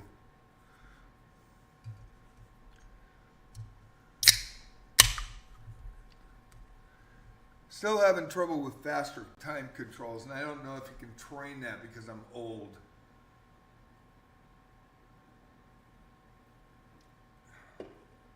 Takes me a while to think things out. If I play faster time controls, I'm usually not as good. Not even close.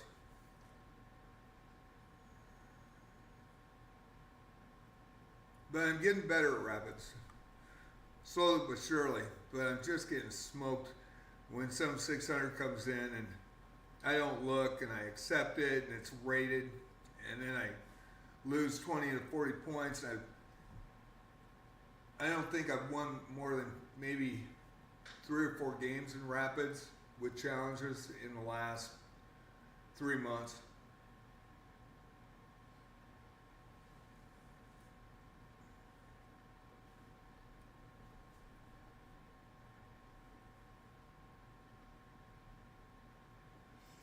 Yeah, we can do that. I don't mind playing rapids.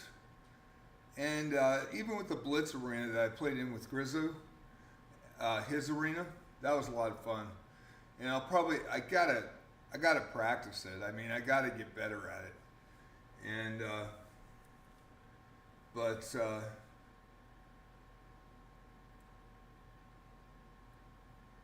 my preferred when I actually do just random games, rated games on chess.com, I prefer 1510s. But that was a damn good game, man. You made me think the whole time. I had to really watch myself. I thought we played both pretty well.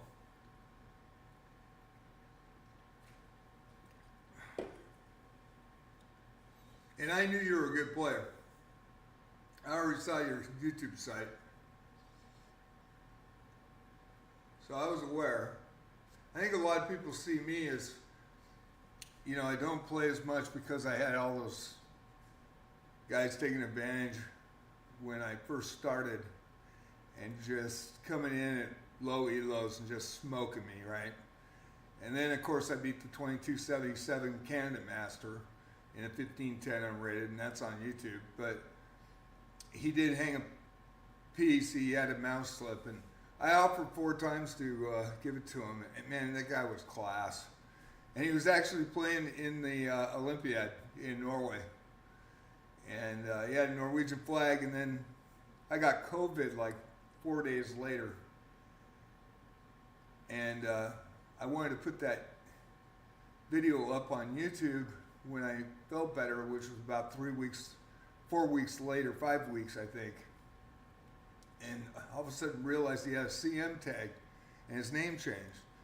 And then I looked him up, and it was Ian Matuge out of Kenya, and up-and-coming chess player. I think he's 18 or 19, maybe 20 now. Really good guy, and he had a great sense of humor. And he gave me a piece, and classical play, and when you have a piece, you trade down, make sure that you don't lose your advantage and don't lose position, but you trade down as well as you can, and then that limits your opponent's pieces, of course, and then you take advantage in the end game. And because my rating's so low on rapids, and he probably thought that I was, really that low rated in real life, and so that was my advantage. And man, he was a class act. I remember the last couple of moves in that, he goes, "Hey, can I have the draw now?" I'm like, "Not a freaking chance, man. This is the best game of my life. There's no fucking way." Both laughed. And came in a couple times to watch from outside. I saw him. And man, class act, man. I wish the guy the best, and congratulations on the CM, man. That is a cool thing.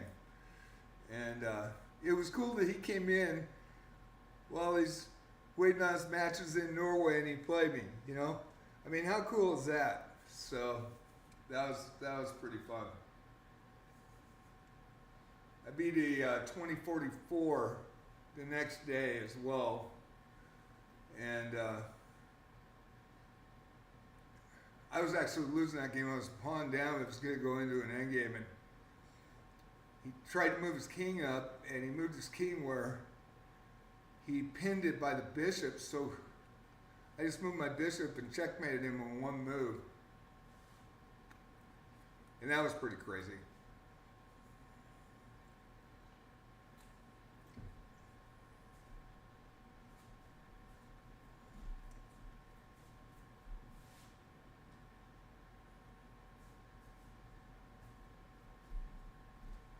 But it's a lot of fun playing good players, man. You're a good player.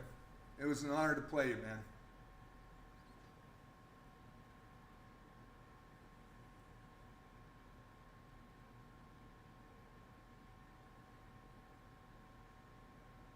Yeah, I was playing for a draw too, but I was running out of time.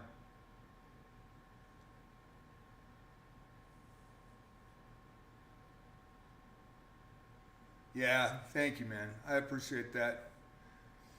A lot of people underestimate me, and then I do the 4 nights a week with the, because I had the 9.5 years of radio experience. I do that for everybody coming in, so they don't think I'm very strong. They just think that I just enjoy the radio aspect and not the chess aspect. And that's where I surprise some people. I played H1, and I was really tired, but there's no excuse. I hung a piece right away, and H1 is so good that can't do that against 2300. But I think if I got a good game against him and I was concentrating, not worried about chat, I think I could play him into an end game. I probably would lose because the guy is just freaking. Not only is he a chess teacher, but he's a phenomenal dude. And he's really good, and he thinks really fast, which I don't. And I'd like to get another shot at him.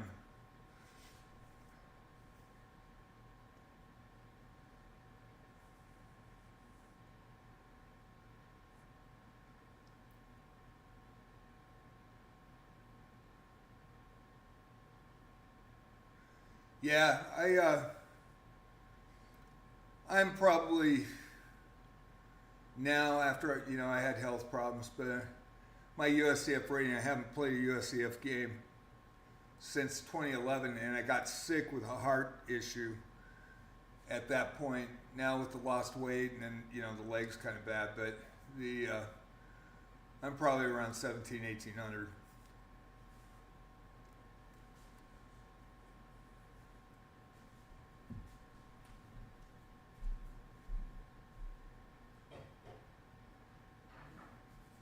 But not in speed chess. I'll be right back. I'm going to take a quick bio. I'll be right back. Not in speed chess for sure.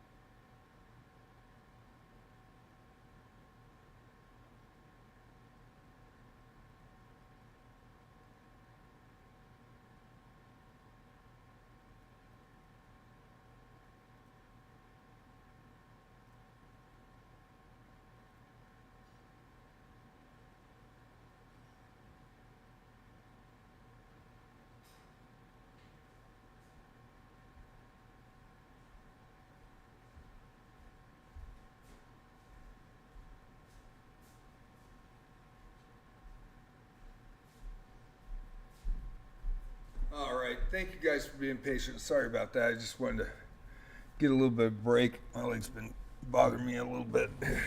Got bit by something, man. It got me in the ankle and the leg, and I don't know how it did that. Gonna have to change my bedding tonight because I got some little doohickeys that itch like son of a gun.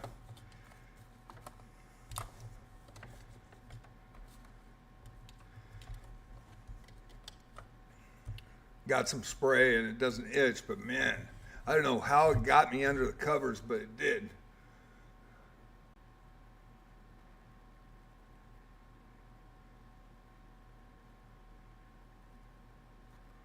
You know, that's a great win against him. He is really solid. I blew a piece right. I gave him a free piece right in the opening, and it was over. But, you know, you can't go to 30-minute games because, I mean, really nobody's going to watch them. So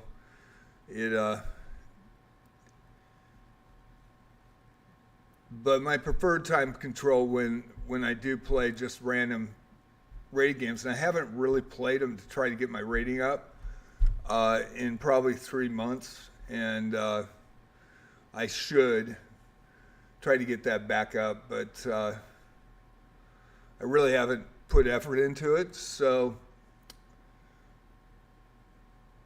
hopefully I'll just get a wild hair and start playing them and get the rating back up and see if I can get out of this 1200 hole. But I have not won a game since 1300, I think.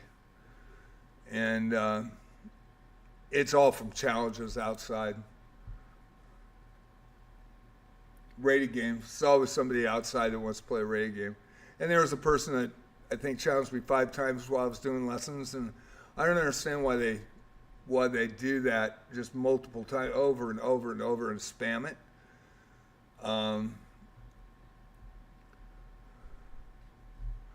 And usually when they do, it's somebody that's a Smurf. I mean, almost every time it's a Smurf when you do that. And you know you're going to lose. There's no way you're going to win that. But, man, if they're respectful and they wait and I say challenges, and then, yeah, they pop one up, I'll play. But I'm really not my bullet rating is like 400 or less. I don't even know. So, is there any other challenges tonight? Got an ad starting, so anybody else challenging tonight?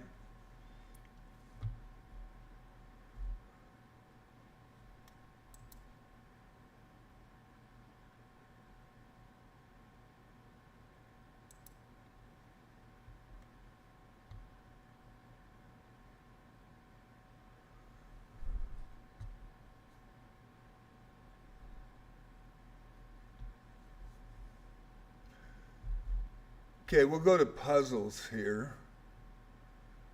And let's go to puzzles. See if I can increase my, I'm really close to the 3100 badge. Hopefully I can do it. So let's see here. Try to win my queen. Do you see how? Do I see how? Try to win a queen. Do I see how?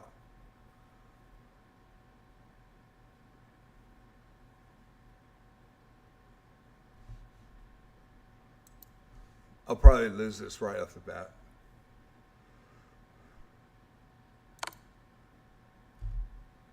There it is. Yay! Think 2 more. 2 more. If I can get them in a row. This is the most important moment of the game. Find a way to checkmate me. White to move.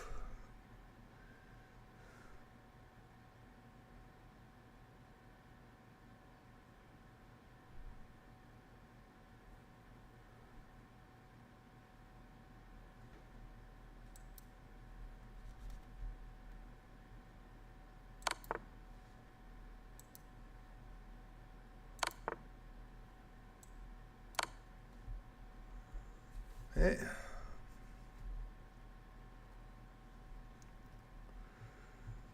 Get about 2 more, and I think I'll 2 or 3 more. Find the game ending idea. The game ending idea.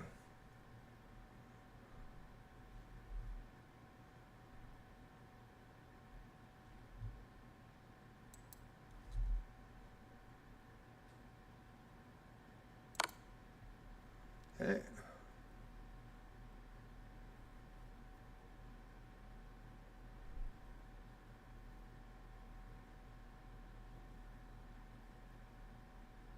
Man, I can feel it. I'm so close. I want that 3100 badge. I don't want to blow it.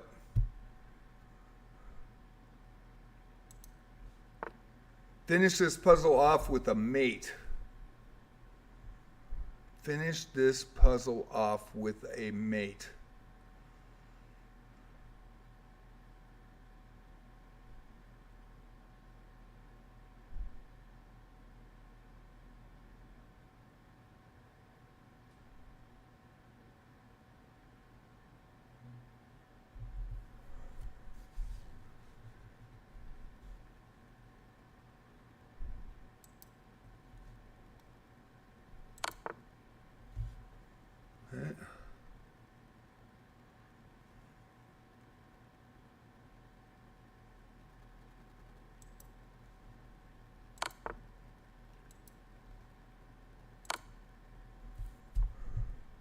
Puzzles, 3100 rating. Woo!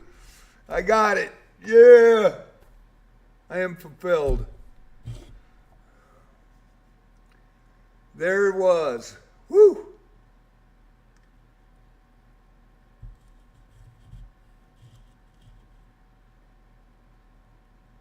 Oh my God. Have a great viewer battle. Have some fun. Hopefully I get to co-stream with some people. That'd be really cool. And Elias, it was great playing you, man. That was a great game. And there's Faye. How you doing, Faye? How's it going? Nice to see you. How are you doing? Did you have a good stream?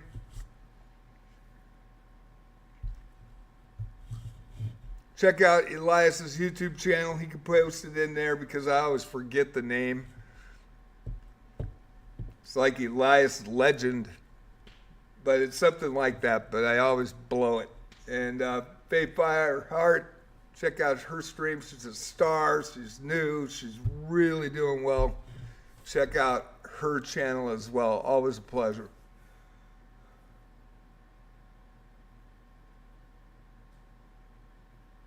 Oh no. It's Epic Elias. I knew it was like Elias the Legend, so it's Epic Elias. YouTube channel is really cool, so check out his Epic Elias on YouTube. All right, win, buddy, win. Have a good battle.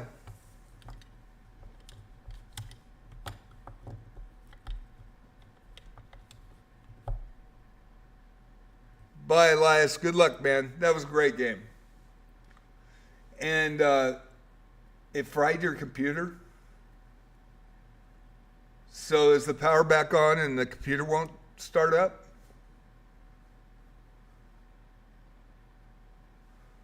Faye? Oh, God. Did you have it on a power cord?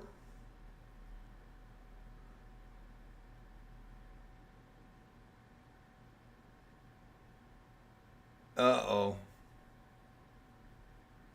Oh, you did. Did you try to plug it in on another outlet? Take it to another outlet and try to plug it in?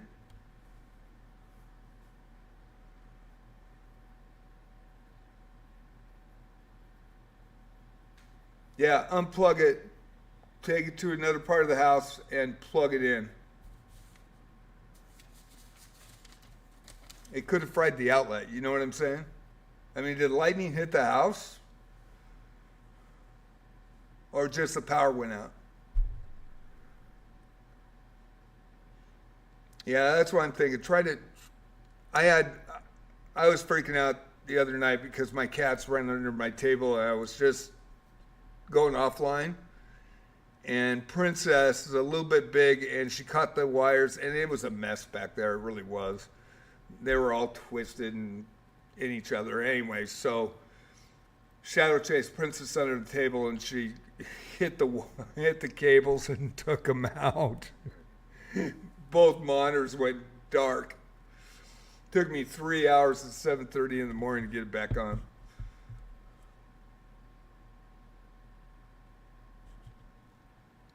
and then take off your Ethernet and then unplug it and then reset it. But see if your computer plugs in to another outlet in the wall. Just turns on, right?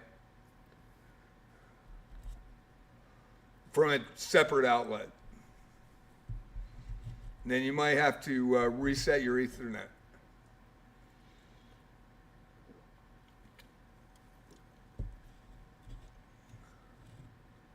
You're welcome. You're welcome. I'll sit here for a minute. It's got 3,100 puzzles. I'm like in euphoria.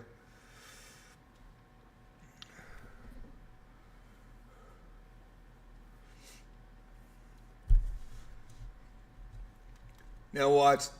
I'll miss this next one and go back under, but I got the badge, so the badge counts on chess.com. I got the badge. It just showed up in the bottom right of the screen. So back, yeah. I'll let me play the next one. Calculate and win material. Calculate and win material. Calculate and win material. Okay.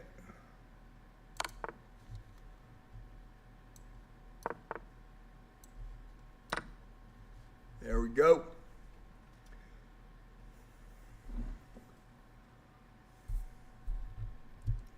Let me know if it works.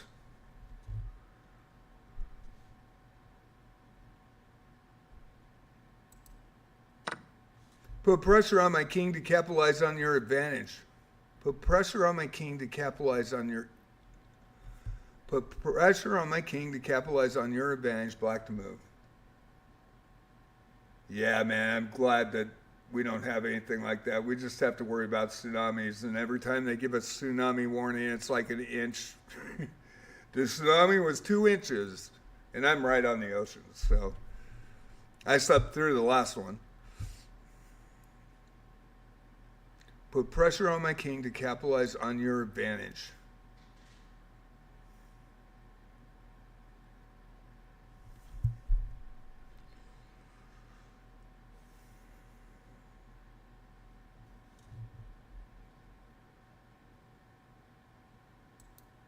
Okay, think it's here. Free queen.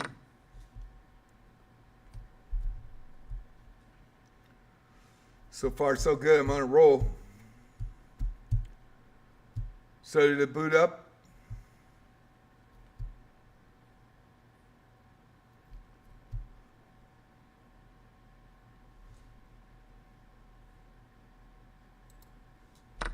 Can you find a way to win material from me? Can you find a way? Oh, hell yeah.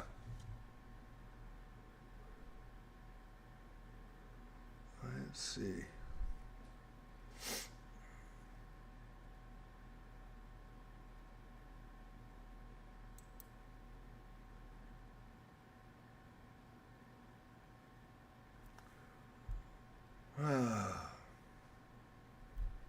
Might miss this one.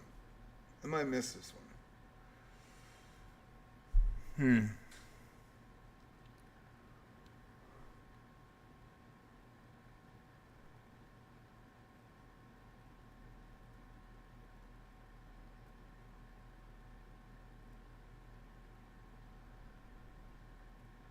This might be a sneaky move. I don't think this is it.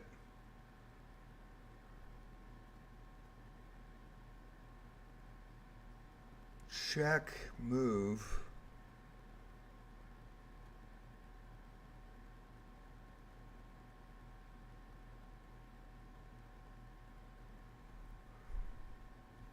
This could be here with a sack. But it doesn't win the material. And I don't think taking this rook is the right move, but I am going to take it. Okay.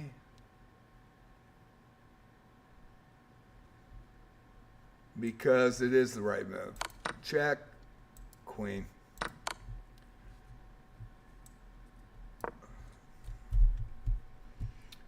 Oh, so far so good. So So far, so good. Win this game with a checkmate. Black to move. Win the game with a checkmate.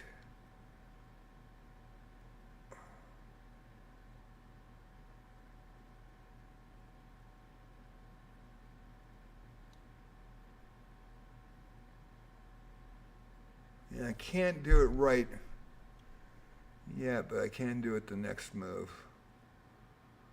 So it's pawn there. Good. And then G1 for the mate.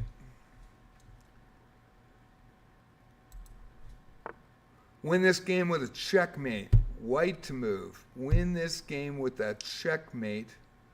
White to move.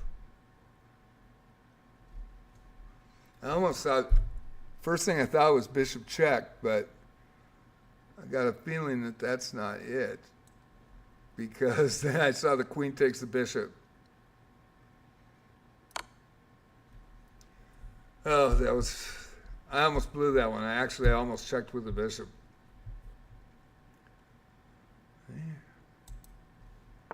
Checkmate is coming. Do you see the way to win? Checkmate is coming. Do you see the way to win? Queen and bishop are in a line, and it is G3. There we go.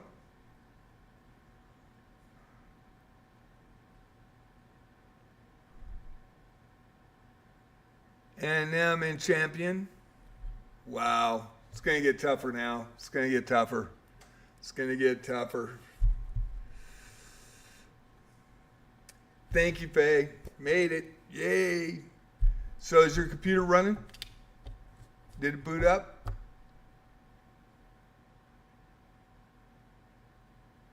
Hopefully nothing's fried. But there's two ways to go about it. One, turn it did not turn on. It didn't even come on. Are the lights on in the house? Everything's working. The outlets are working. They're not, you don't have to reset the outlets or anything like that.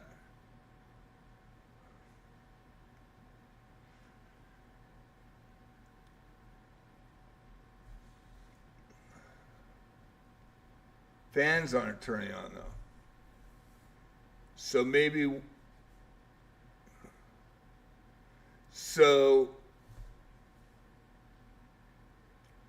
how about it popped your RAM off?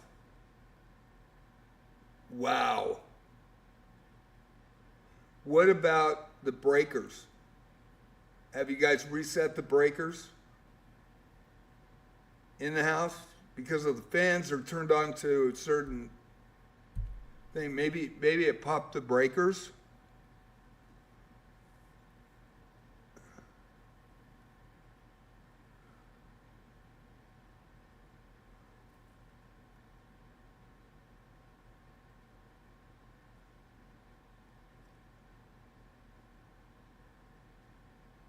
Okay, the breakers for the apartment.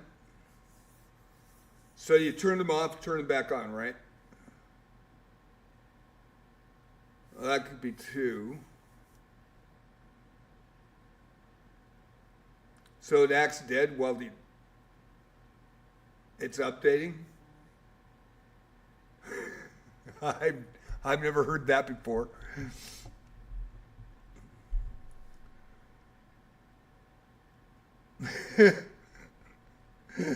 So you get a black screen and it's supposedly updating behind the scenes. So, all right, but your fans are not working and they're on certain outlets, right? Are they plug-in fans or are they actual fans in the apartment?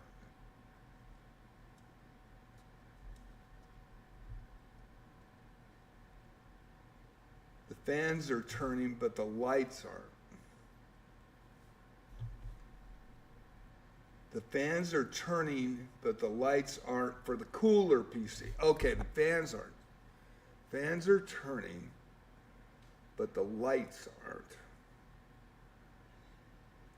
Could it have knocked a connection out of your computer? Like there's a loose connection, and when you pop back the RAM in,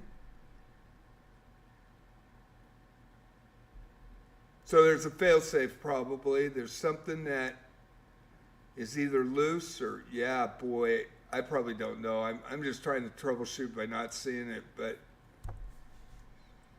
there's a possibility if the RAM popped off that it loosens something else, and because there's something loose, it's got a failsafe maybe. I mean, I'm just guessing. I'm just trying to help from. Yeah, that's horrible. Probably have to take it to the computer place tomorrow. Anytime. I wish I could help. I'm just thinking of different alternatives of what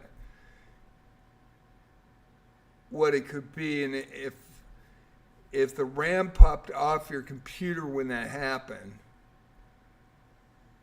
and you plug the RAM in, possibility that you didn't plug it in all the way on the RAM, it's possibility that something else got popped off too. Man, that's crazy. Yeah, I was freaking out here when cats, I yelled at them, and I never yell at them. I would never touch them, in anger ever, but I did yell at them. Gave them a piece of my line for doing that. Spent 3.5 hours under the table, and I'm old. Thought, man, if I have a heart attack down here, nobody's going to find me.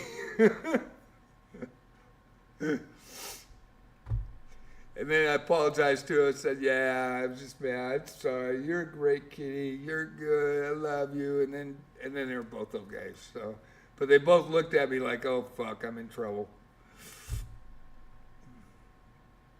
But yeah, her white body ran in there and ran right through the cables and just pulled everything loose.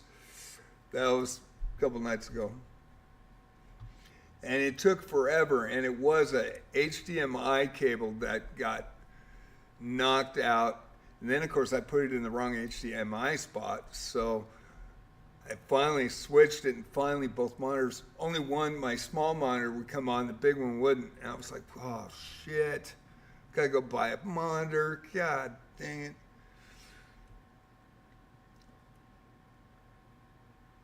And then I went, oh shoot, I put it in the wrong spot. I put it in the other HDMI. I went to Google and I read, and they said, make sure it's in the right location that it was in, and I put it in the wrong one.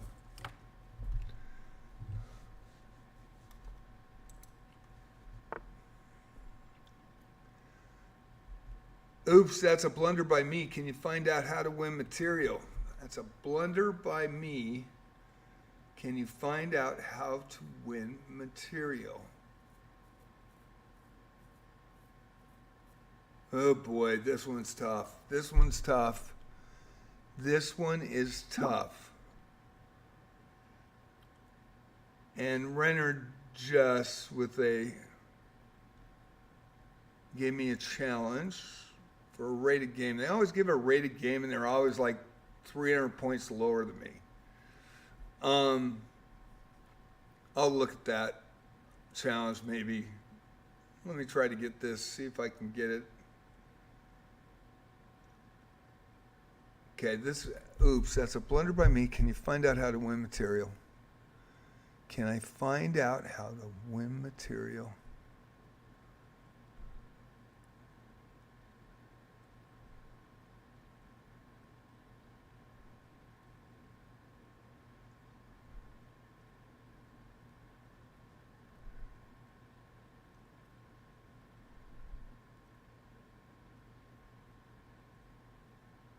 Ugh, this one's tough.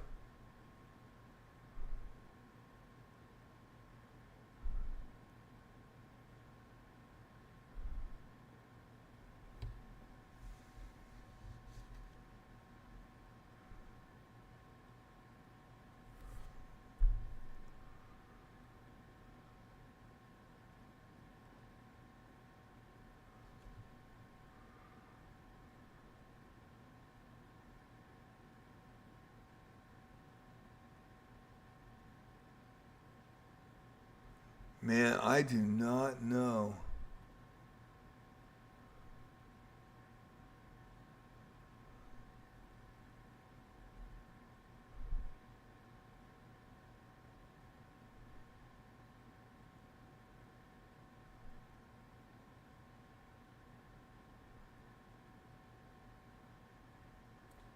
Huh.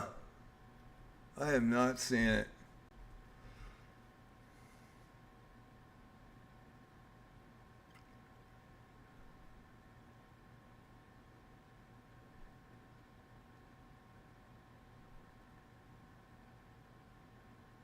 Not seeing it.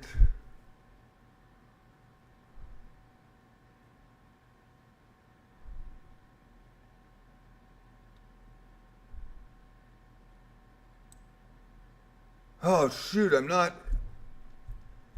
God, I did not see it. You know I'm tired.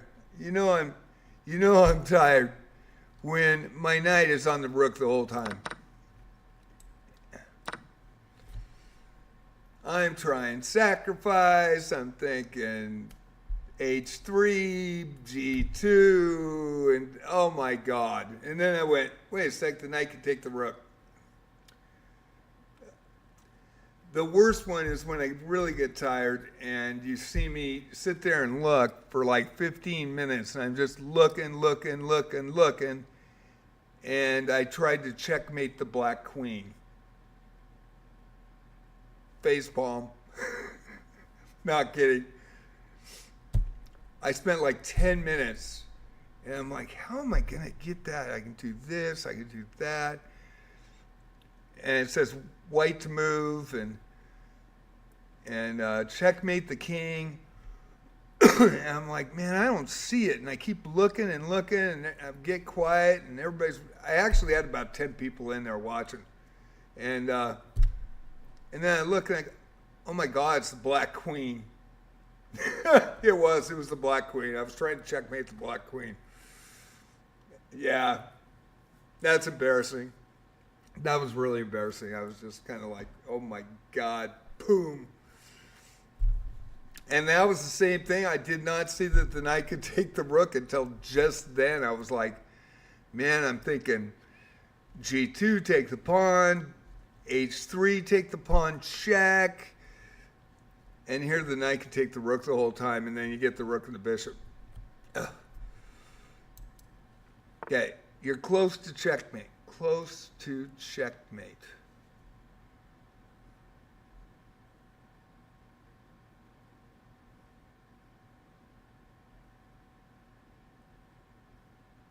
Close to checkmate. Okay. Well, it's not here because rook takes queen, rook takes rook check, bishop blocks. So it's got to be this way. So it's H2, check inside, and then come on down. There we go. So let's see. You have a checkmating idea. Can you find it? Checkmating idea. Can you find it? White to move. Checkmating idea. Can you find it?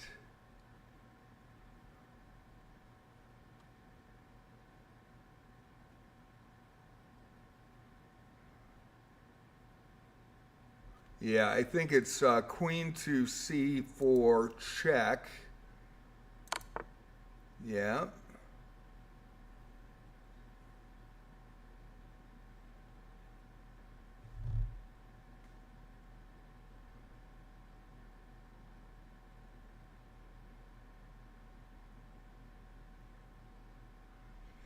And I think if I go here, it's check, he has to move up, and it's mate. Because I could like do something funky, but I think it's easiest way would be E6, yep, and then rook to A7. Alrighty, so far so good. It's close. Didn't checkmate the queen, I'm good. Didn't try to surround the bishop, it's all right. Oh no, you can win material from me, black to move. You can win material from me, black to move. Okay, does he have a mate? That's the question. Does he have a mate? That's the question. He does not. King takes bishop. Rook to f7 check. And I've got the e6 out. e6 out. So hopefully this is the right move. Okay.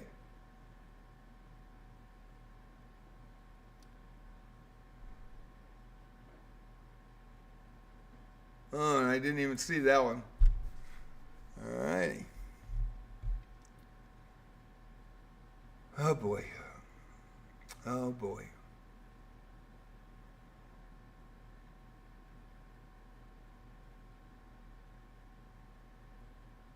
Oh boy.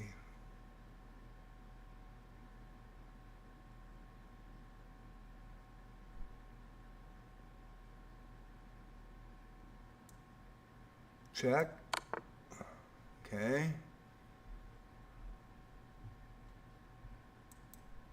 And then protect the pawn.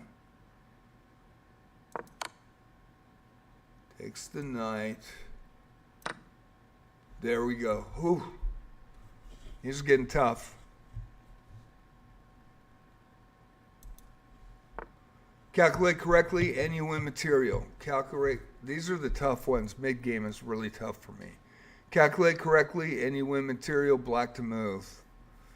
Calculate correctly and you win material.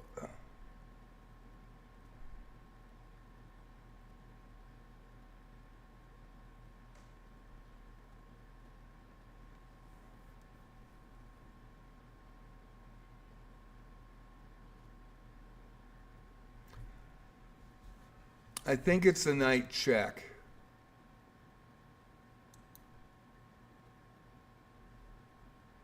Knight check.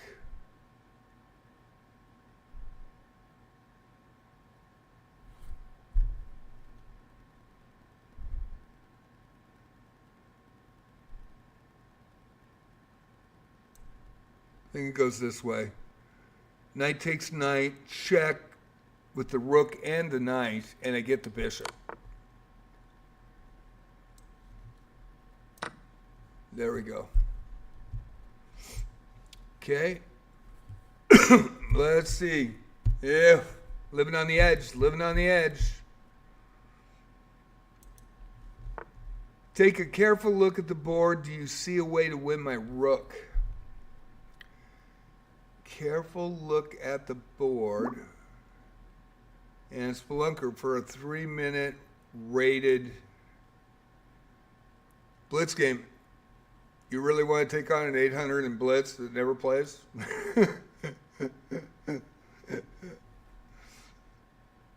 if I actually get lucky.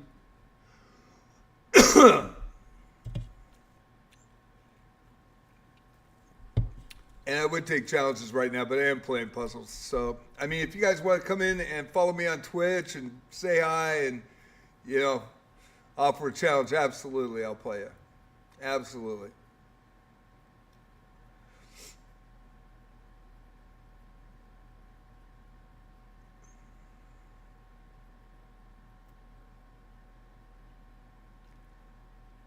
Alrighty. Check. Takes.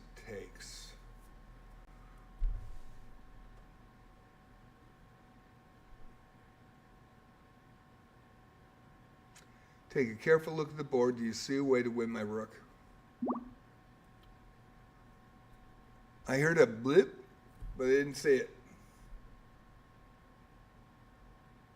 Yeah, they're from the outside, and usually every time it's almost, and I hate to say that because there's legit players that want to play, and I love playing legit players. I really do. They're lower level or medium or even better than me, and my ratings get rocked by these guys that come in on a 400 or 600 account and I accept a rated game and they just smoke me. And then my USCF rates way higher than my ratings on chess.com. And so it's frustrating for me because I can't tell who's going to be real and who's not. And because these guys do it so often, that's why I kind of box. Some nights, like Wednesday and Thursday, I will take challenges right out of the gate, totally. But, they're always trying to mess with streamers, and there's so many people that do that you don't know who's real and who's not. And then you get smoked, you lose 200 elo, and then when you do play a legit player and you smoke them, they think that there's no way, when you're actually, my highest rating was 1864, 1868 in high school in the 70s in Washington Chess Federation, 1648 in USCF, and then I got a, 400 elo in Blitz or Bullet, I just don't play it, 800 elo in Blitz because I just don't play it very often, and I will play on Wednesday and Thursday night just for fun. But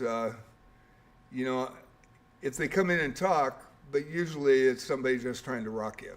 And yeah, Faye knows.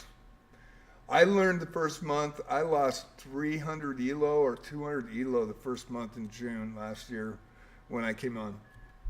And then everybody thinks I suck when I really don't. And so it's frustrating for me.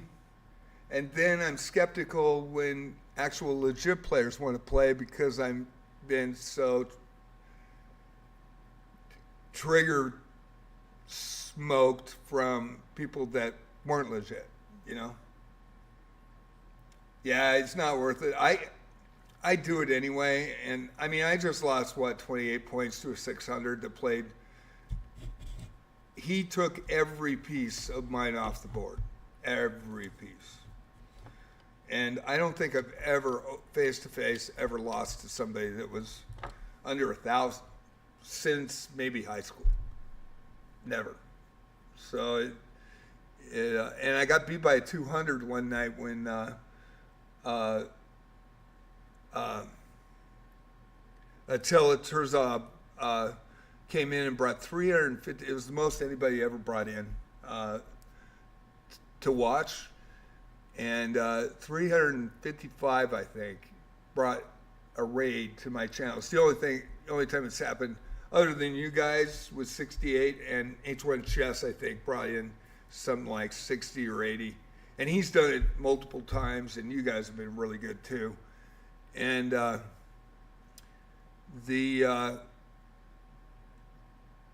was trying to get somebody to play me, and they came in because I played in a tournament. I got my first bronze in, and I beat an 1800 and a 1700, and I think I beat a 1600. And he asked me if I wanted lessons, and I was in a club already here, but it was really nice that he did that. And I see his blogs, and they're really fascinating, and I read them because he's a teacher as well, and he's an IM, International Master, and I mean, the guy is really, really solid. But, so I was asking, it went for like 3-4 minutes, and I'm thinking, oh my God, nobody wants to do anything, and I got 355 people in, I've never seen it before. It's the only time it's ever happened. It was in November, and it was just right after the 9.5 weeks of me getting out of COVID. So it was like a blessing, right? And this guy on 200 level comes in and goes, I'll play only a rated game. And I'm like, oh, okay. Took me out in 14 moves. And half of them left right there. Boom, gone. They all left. And I sat there, and so to salvage it, I was hoping to get another raid game, and a 1900 showed up. So I go, good, I can play somebody that's legit, it's going to be all right. It's the same dude, and I find out that he was playing on his girlfriend's account. He got banned for both. He was cheating on both. And he smoked me in 18 moves. It was even worse than the other game. And I think I went down to 25. I went down to 25 people, Faye. 25 viewers. That was it. 25 from 500. Oh, don't be sorry. I mean, it happens all the time. These guys do it all the time. That's what happened when you guys brought the 68 in. No, it was H1 that brought the 60 players in. That was like 4 days or a week before you guys brought it in for Wizardry.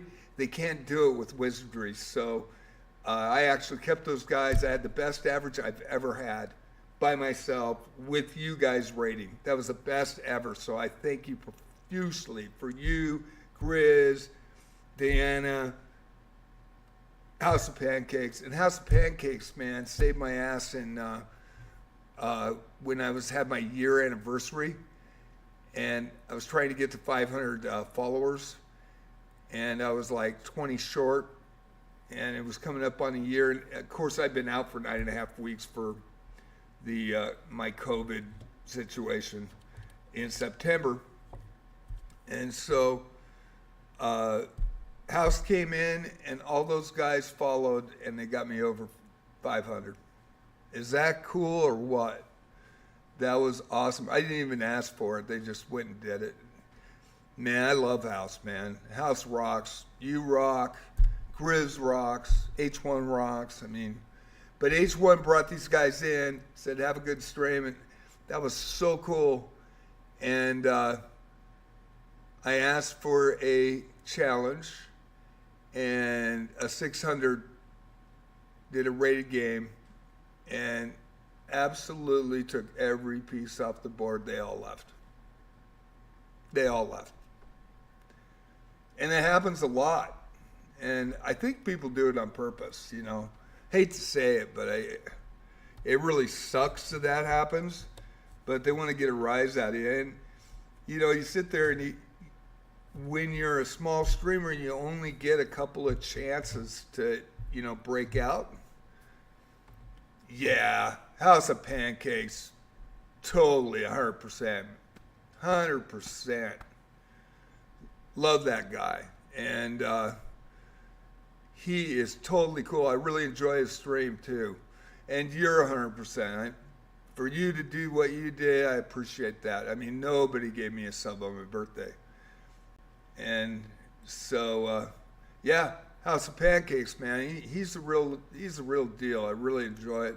Big shout out to him. As well as, you know, I've been on a year and 2 months. I have 5 subs. 5.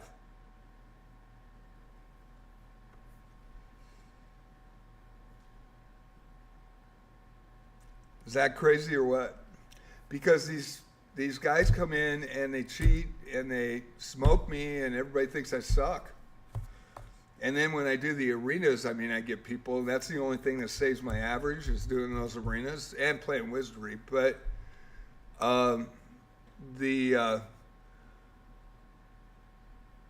with the arenas, I don't play in them because I'm trying to have everybody else have fun, and you guys have fun, make you guys a star. And I was on the radio, so I can announce it and have fun and enjoy it. And we still got guys in there that go in at 2,400 just to farm a medal and win every game, and they're 1,000 to 1,500 elo over everybody. Yeah. So you only get a couple of chances, and the 2 chances that I had the same thing happen. Somebody come in and just smoke me. And I mean, you could tell right away. I think I figured it out in about 8 moves that the guy was cheating, and both times. And then the Attila Terzo one, that was ridiculous. I was really, really upset about that one. And, you know, it sucked. That was in November. But when you guys came in and brought the 68 people to watch me play Wizardry, I was so thankful and grateful. That was the first time I had a chance to show off, you know, the game that I love that I played 44 years ago. And nobody could come in and challenge me and kick my ass because I'm a really good Wizardry player, but it's not multiplayer. You're playing against the Dungeon Master and you're playing the game. And the game is so advanced and so amazing. It's the best Wizardry game out there. And yeah, you guys saved my ass. I mean, you really came through for me, and I will always remember that. And so if I ever get a bunch of viewers in here and watch, I will make sure I pay back the favor, because that was a solid house. Grizz, Diana, you. I would not have, in fact, I had a 1 average on Wizardry in the morning. I think I had a .08. And then in chess, it was horrible. I think I had a 1 average. And then I had actually, in the last 2 months, and my average, the most I've ever averaged is a 6.2, I think. You know, in the year and a half, the year and 2 months, the 14 months, I think it's 6.2. With me playing Wizardry and chess, all of a sudden it dropped to 2.65 average, under the 3. Yeah, the community freaking rocks. Community rocks. And now, because of you guys, I'm back up to 3.5, so, you know, it's going up again. More people are watching. Still need followers, of course, but yeah, it was all because of you guys. I mean, I just was going down the tubes pretty quick. And luckily I'm retired, and this does not support me to eat and to pay bills and everything. I'm very fortunate in that manner. But I do enjoy it, and I love it when people come in and talk. So, I mean, it's been crickets. So when you guys did that, it was flipping amazing. Totally turned it around for me, and I will always remember that. Always. So thank you so much. You guys rock. And I hope your computer gets back up. I wish I could talk you through it, but I don't know. I hope it gets back.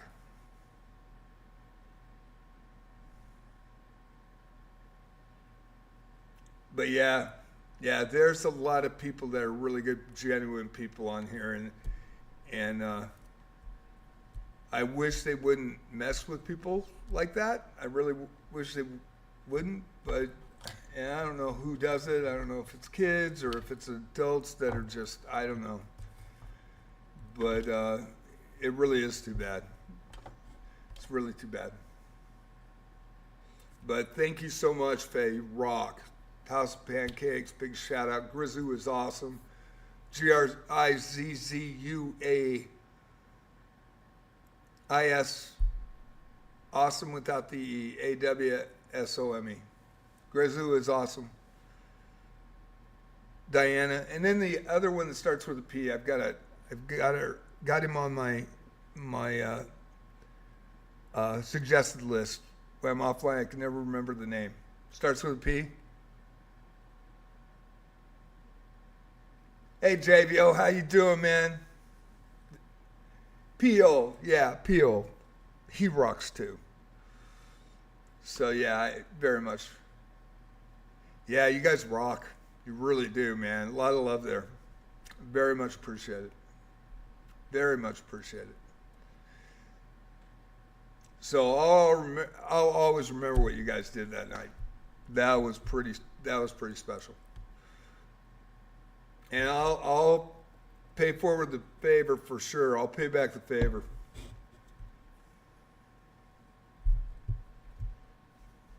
Absolutely. Okay, take a careful look at the board. Do you see a way to win my rook? And it's going to take me a minute. If I go here, and then he goes there, what would I do? then I go there. But if he takes, it's got to be queen takes queen. Yeah, it's got to be queen takes queen. There we go. I am Brazuca. Thank you for following. Thank you so much. You rock. Very much appreciated. Woot, I got another follower. Think I'm one from 680 now. That is so cool. Thank you so much. Very cool. I am Brazuca. How you doing? Meet JVO and meet Faye Fireheart. They're both streamers, so these guys rock. So big shout out to JVO and Faye Fireheart. They are stars on Twitch. You got to check them out.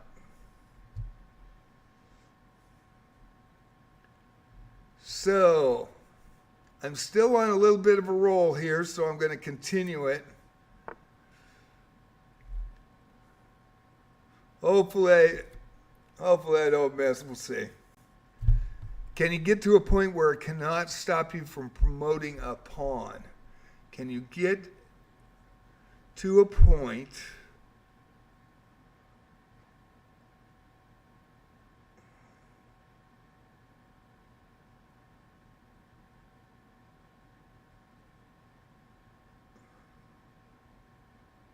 Yeah, I'm pretty sure I can.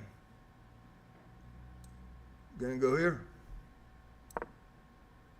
There we go. And then check.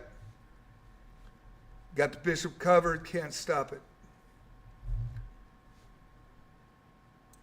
Puzzles tonight. I just got the 3100 badge. Just got the 3100 badge. It's pretty cool.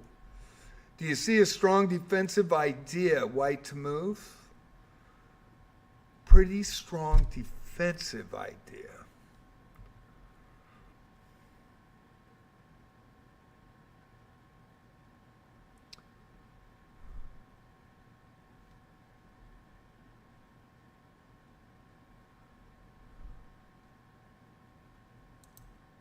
Sack the queen.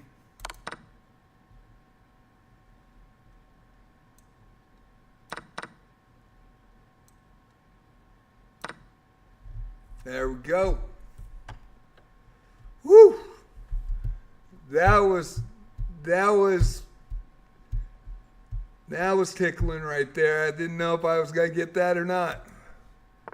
Can you find a way to win a bishop? Can you find a way to win a bishop?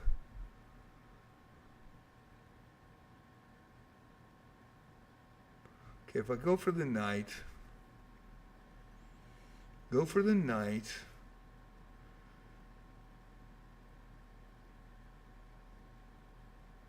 and the bishop takes queen. Then I take queen check.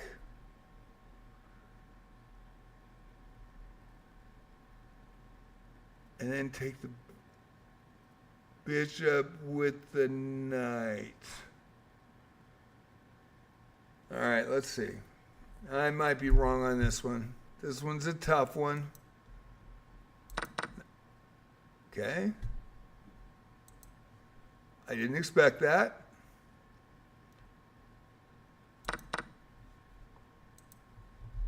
That was easier than I thought it was going to be. I actually thought the knight was going to take and then I was going to check and then we were going to have that. You can win if you find the checkmating idea, black to move. You can win if you find the checkmating idea, black to move.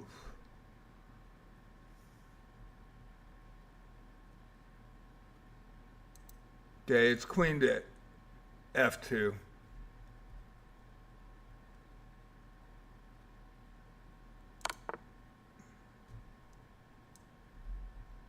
Oh boy.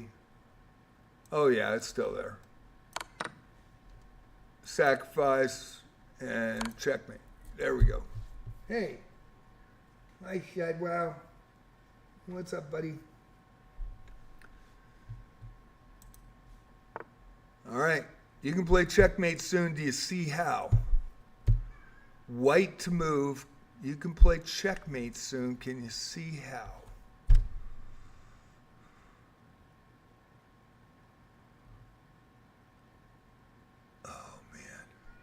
Can I do that?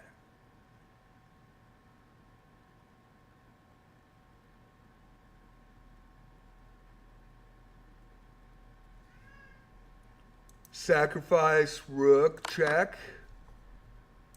Rook up to d8, check. Take the block, and the game's over. Yes. So far, so good. So far, so good. Champion level 3. Marvin, my best buddy here on the coast.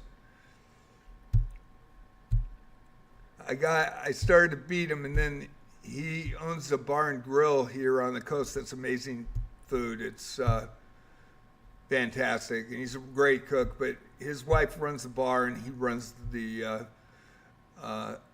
kitchen, and they haven't had any help since COVID, so it's just them two. And so he plays chess when there's nobody there. Thank you. Thank you, Iberzuka. Thank you. So anyway, he plays, and he went and just blew through all these, like 2 days of work when they were kind of slow. He just went up to 128,000. But let's see if we can keep it rolling. Gonna roll. Gonna roll. Can you find a way to win a bishop? Can you find a way to win a bishop?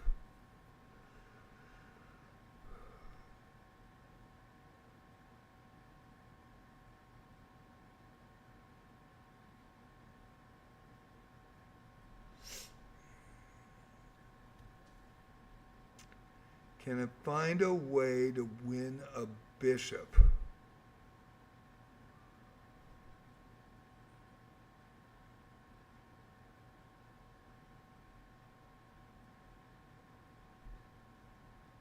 Are you sure?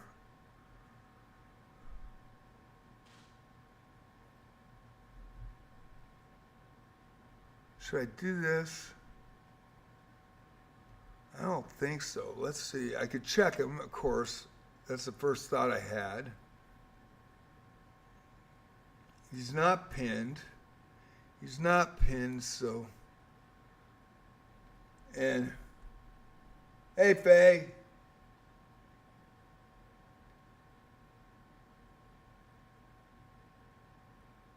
So, any trips planned? What? I haven't had any trips planned, man. I can't even get out of my house with my leg. I'm doing the best. My trip is going to Hoover's to see Marvin and Anna to get a starving Marvin sandwich. I can only do it once a week. Okay, let me see here. If I do that, I might miss this one. This might set me down.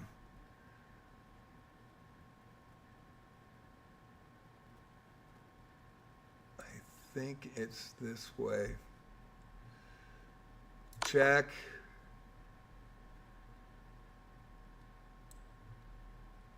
And then check.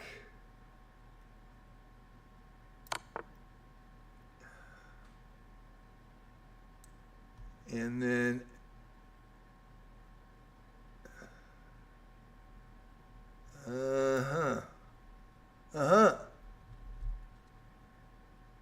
and then check, and then take check. There you go. There you go. Whew. Still alive. Still alive. They are. Dude, they're really good. They're the thinly sized, so you get like the, God, what is it called? It's the, man, I wish he was on.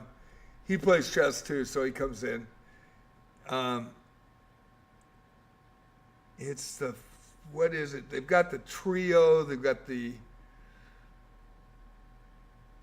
7 different ones, and then they've got a single, double, triple that you make your own, and with all the veggies and everything else. But the big one has 7 different meats, 3 different cheeses. It's this thick of meat and cheese on an amazing bread. And I mean, it is damn good on the Central Oregon coast. Really is. Yeah, it's called cardiac arrest. What's it called? It's B. B word. B word. It ain't beyond. It's B word. Let's see, what is it? It's the God, man. And I don't have a menu.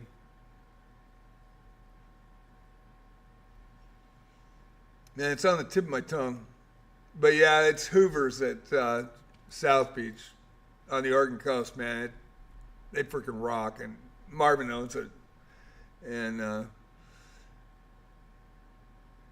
man, those sandwiches. I have pictures on my Facebook of those sandwiches. They are really good. And then he's one of my best friends since 2008. So I go out and hang out, and then when he's got a lull, he'll come out and we chat. We play chess, and he's got a 75-year-old chessboard somebody made. He doesn't know who. It's over 75 years old, and I've got a YouTube video called Paranormal Chess on my. Let me put this up. Yep.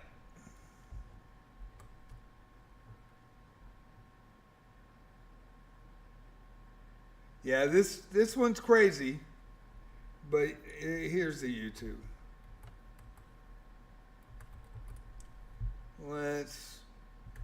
There's the chess channel. This is the Discord. I can always put this video in Discord.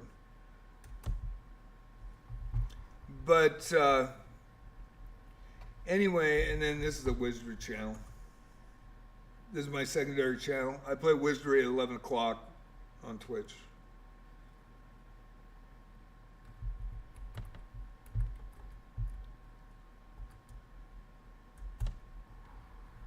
Yeah, did you find it already?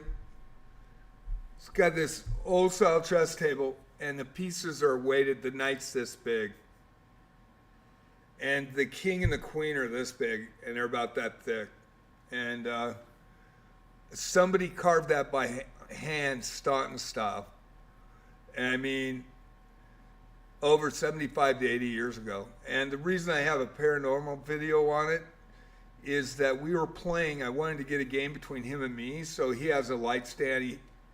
He's a really good musician. He's also a pilot. You know, they take great care of that place, and it's only two of them that are working, and since COVID, and so with the music and everything, he's got amazing gear there. But he also has a really nice light stand. You know, the round light stand.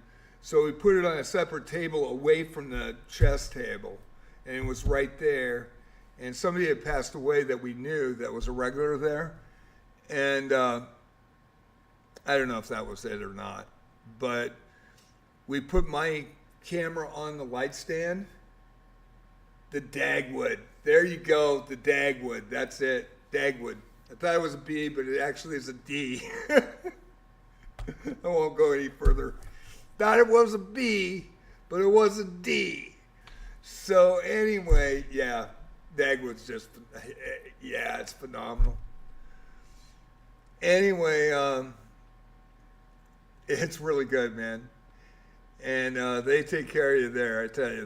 They're really cool. But the thing is, I've known him since 2008, so, you know. So we were playing chess, the YouTube video's up, and it's Paranormal Chess Part 1. I think 40 people watched the video. And we're playing about 2.5 minutes in, all of a sudden the video just zooms in on a part of the board, and not down the center, but goes over here towards his side, and stays there for like 45 seconds to 1.5 minutes, and then it pulls back by itself. There's nobody there. There were like 2 people in the whole place, and there was nobody there. And then the tables weren't touching. I mean, there was nobody touching that thing. And then we started playing moves, and I had to get up a little bit to grab his rook and take it, and all of a sudden it zoomed in when he made an illegal knight move. And I go, man, that's an illegal move. And it zooms right in, or no, it zoomed on the rook, but it saw that knight area. He makes an illegal move. I go, man, that's an illegal move. And the whole thing pulls back. And then it doesn't do it again. So twice it moved in and out, 2 different locations on its own. Now, I don't know. But there wasn't an automatic zoom or anything else on my phone. It wasn't active. So, yeah, it was crazy. It really was. It's on my YouTube channel. But, it's cool. But, yeah, their sandwiches are freaking amazing. Makes a great hamburger, too. So it's pretty cool place. Okay, so far so good. Keep going on the streak, see if I can keep it up. I'm in champion level now. I think it's champion, is that right? Yeah. It doesn't hover and tell me. You're in a critical position, find a way to win my queen. You're in a critical position, find a way to win.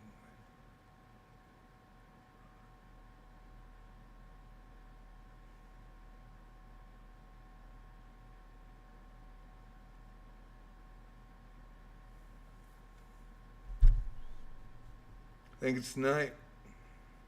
God, think so. It's not. Ah, damn. Blew the streak. Oh well, that was a good streak.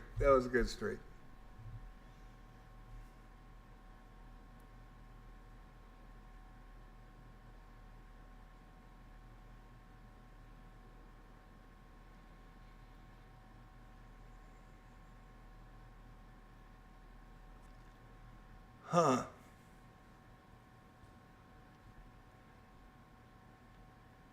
Oh, shoot.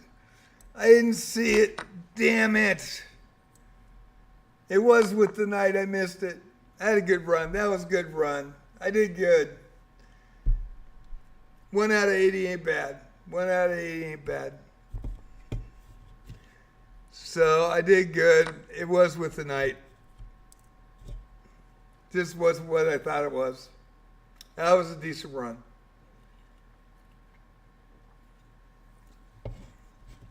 All right, let's see. Let's go to chess.com. Hopefully we won't get a double vision here. Might. Chess.com. Mammoth bonus. We'll go to stats. Mammoth bonus. Oops. Oh, that was close. Damn. So. Oh, it's that close. 31-91. Damn. 9 points away. All I had to do was get that one. Oh. I just got the 3100 badge, and that was a great move, and now I'm 3165. I lost 44 points on that. Damn. That was so close. August 18th, 3191. I could have got the 3200 badge. Wow. They're pretty fun. I didn't start doing them. I had 4,500 points. And I had the 2100 badge when I started. I think it was 3 years ago. I started 5 years ago on chess.com. And then I just stopped doing them. And then I realized, hey, I really got to do the advanced lessons. I got the advanced lessons badge tonight, so I'll keep continuing to do those. And that was a cool badge tonight. And then with the last 2 months, I've been going Monday, Wednesday, Thursday with the puzzles, and then Tuesday, Friday, Saturday, Sunday with the tournaments. And those are for you guys. Just read the room when you come in.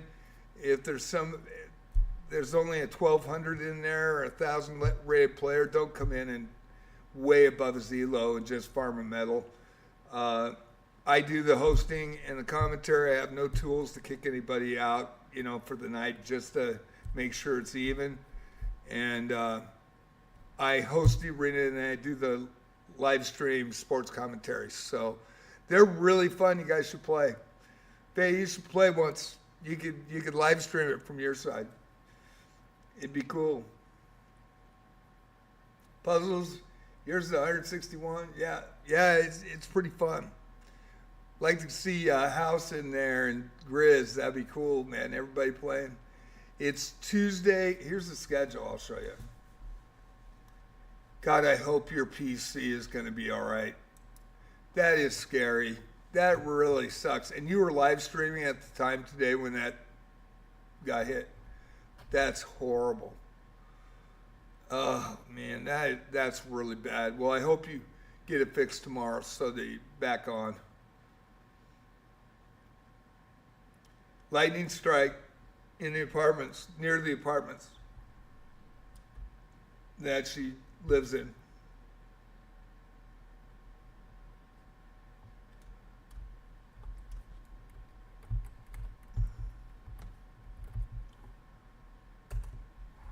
That's the chess schedule.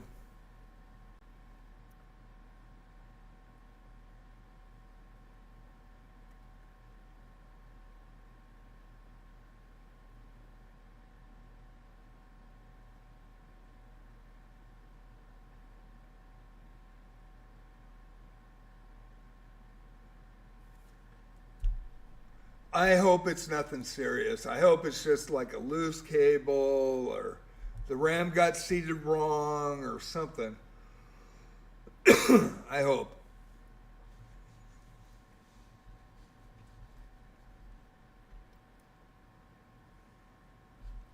Let's go back out here really quick to the puzzles. Let me see if I can get a little bit of a run.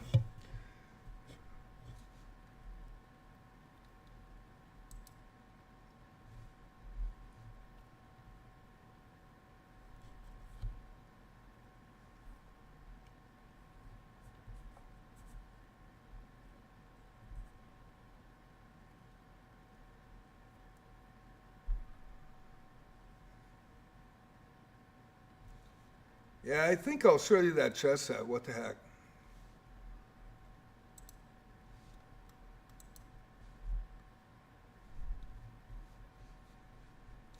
Oh, that's my Facebook. That's not what I wanted.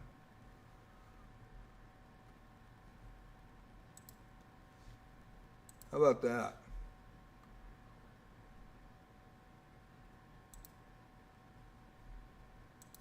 It's going to show my channel really quick, but let me look.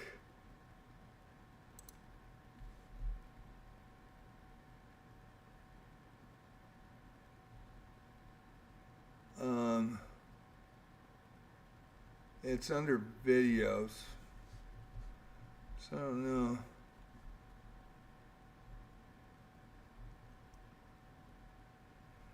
It was last year.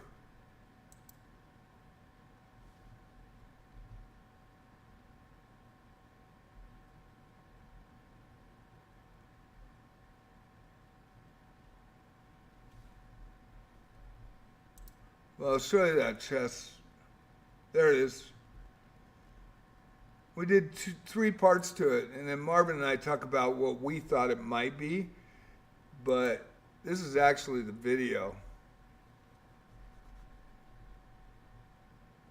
It's long, so I won't show it, but let's see here. All right, John here. I hope you are ready to see me play chess. And Marvin, who I'm going to be playing chess against, he's an 835 in chess.com. So let's have a good game, see how this goes. And then I'm going to switch it here. But do you see how big those pieces are?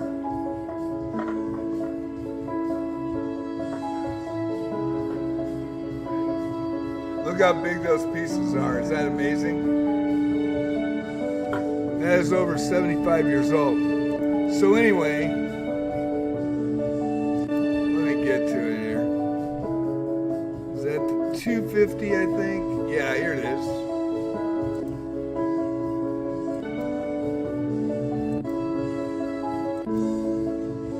And it's like 3 minutes long where it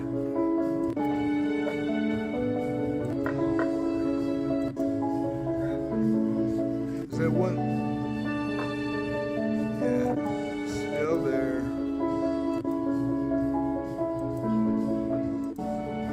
Okay, so in 20 seconds, all of a sudden it zooms in like that. And it doesn't zoom in equally like center. It just goes to the right. By itself, there was nobody there. So it does this for about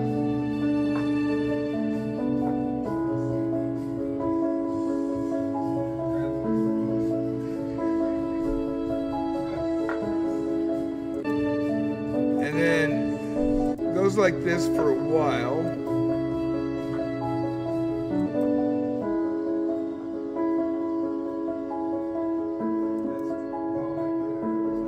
I think it's at the 4.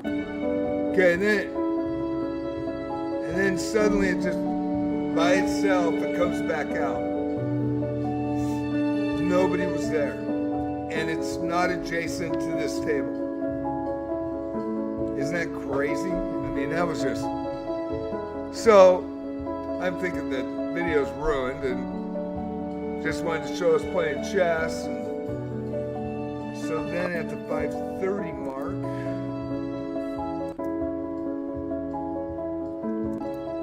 so I'm watching it.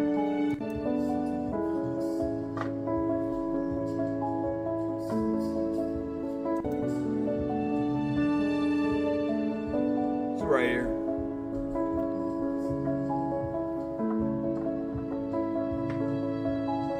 But those pieces are amazing.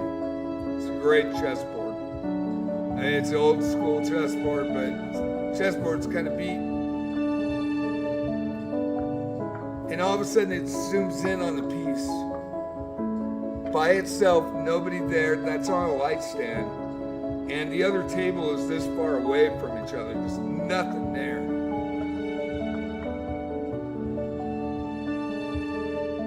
And then he does an illegal move. See? He moves the knight 2 up. It backs up, and I say, hey man, illegal move.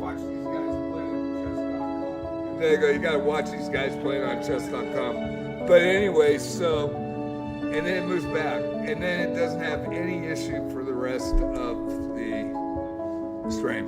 But anyway, that's that chess that I've been talking about. It's over 75 years old, and nobody knows who made it. But isn't that creepy? Is that, I mean, just look at that one sequence there. Let's see. You gotta watch these guys play on chess.com.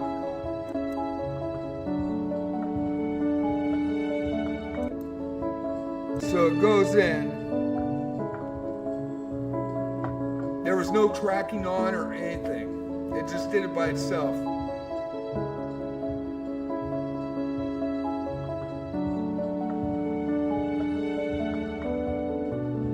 Pieces are cool though.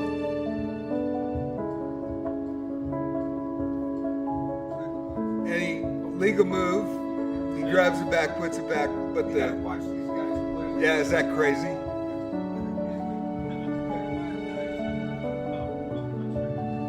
And there were 2 other people, and his wife was working behind the bar.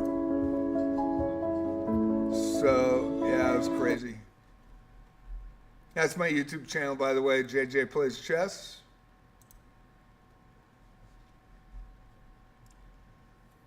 Thank you for coming in, everybody. Appreciate you. Grizz is here. Grizz is here. Big shout out to Grizz, who was awesome. I played in his Blitz Arena on Saturday night. It was fun. Whoa, whoa, whoa, whoa. Nice to see you, Grizz. How you doing? Okay, we're going to puzzles. I got 8 points away for the 3200 badge, and I choked. So we're going to try it again.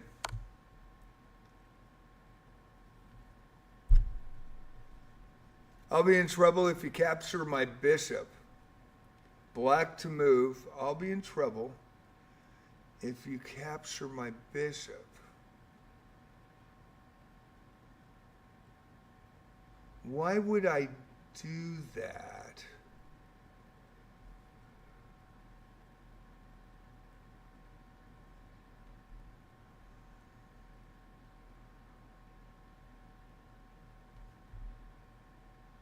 Oh, and I'm in check.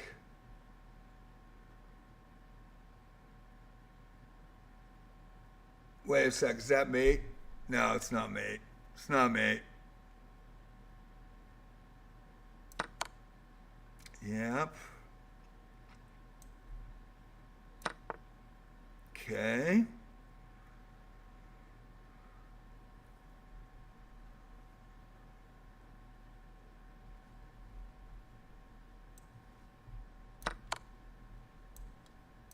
There we go. Trying to get it back. I need 40 points. There's one. Can I do 4 in a row? Think about checkmate, white to move. Think about checkmate, white to move. Think about checkmate, white to move.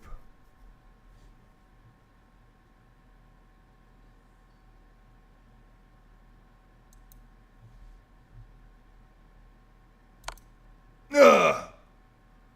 Oh, I should have went right there. Well, damn. Put too much pressure on myself. Damn it. Damn it. Ouch. Yeah, I was close. I was close. What's the only path forward? The only path forward.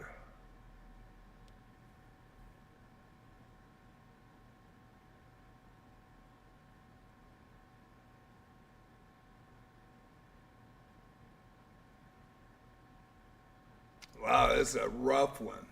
I'm not sure.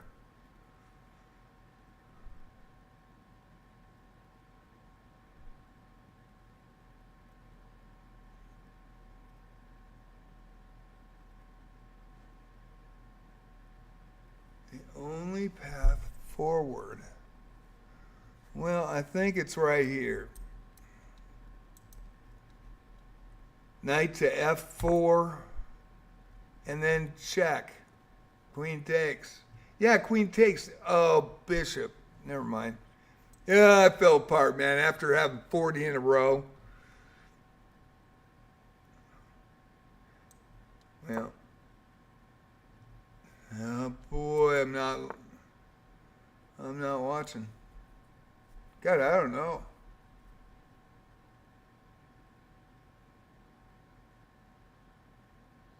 I do not know.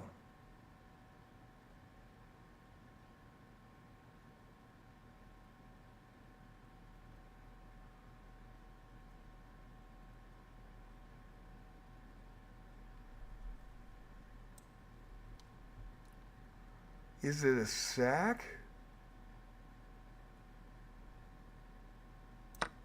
Nope. I need a hint on this one. Boy, I missed 3 in a row. See, Grizz comes in and I just started losing. There we go.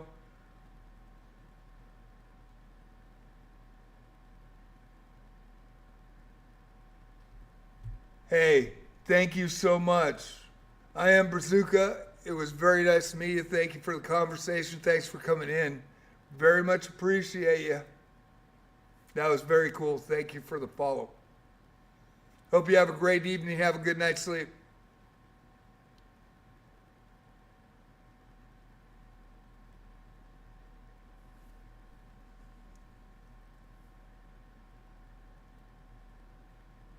Okay, we got an ad break in 116. Where's the hint? Consider ignoring my threat and making one of your own, perhaps against my queen. Oh, boy. Didn't see it. Did not see it. Yeah, I missed it. Totally missed it. You can win if you find the checkmating idea. You can win if you can find the checkmating idea. Obviously, it's the rook sack.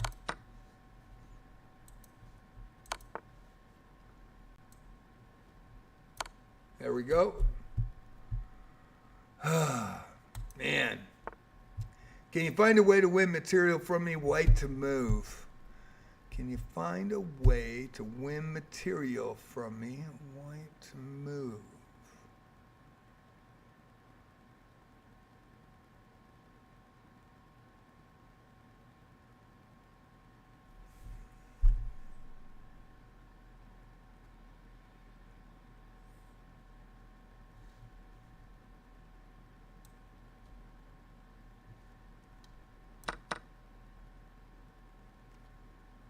Okay. Do I take it with the queen? Or do I take... I gotta take it with the queen. What am I thinking? I actually had to think about that for a minute. Yeah, take it with the queen.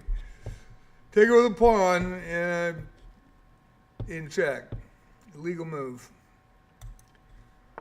Can you find a way to win material? Okay, I got 2 in a row. Can I make a string of about 10? I did 40. Can you find a way to win material, black to move?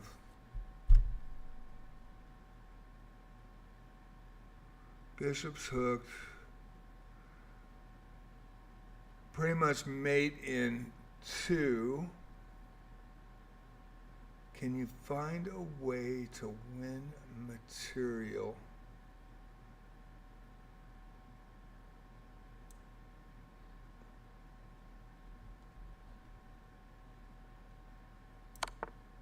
Okay.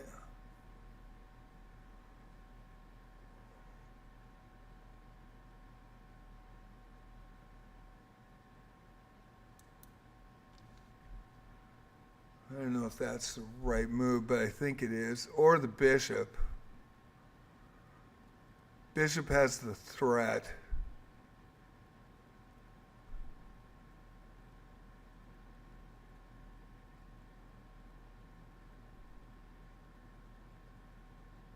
Yeah, I've got to take the knight. I could continue to check. Okay. That is a smart move.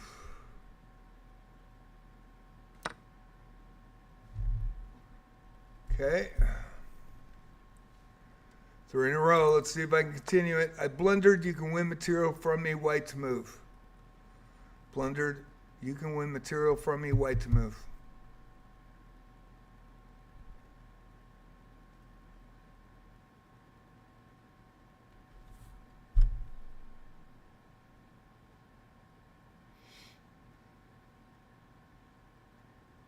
Is it the easy? Is it the easy? I don't have mate come in. I don't have anything else. Just take the knight. All right, that was way easier than I thought it was. You have a checkmate idea. Can you find it? White to move. Checkmate idea. Can you find it? White to move.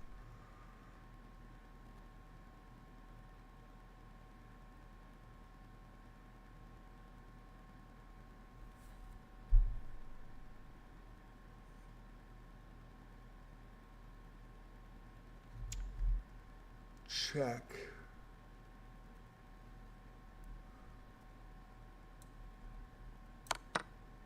Okay.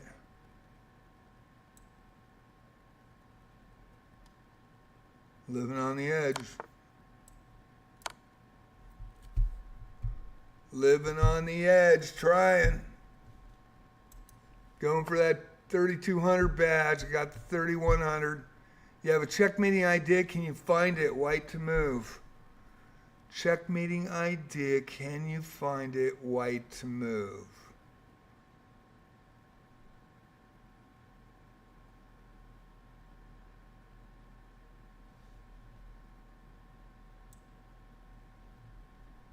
Well,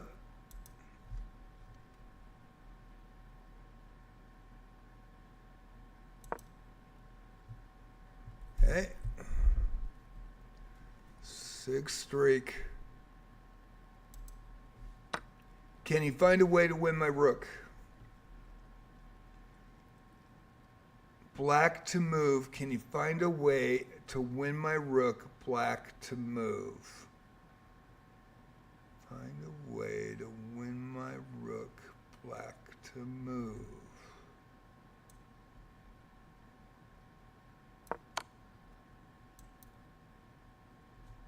Check.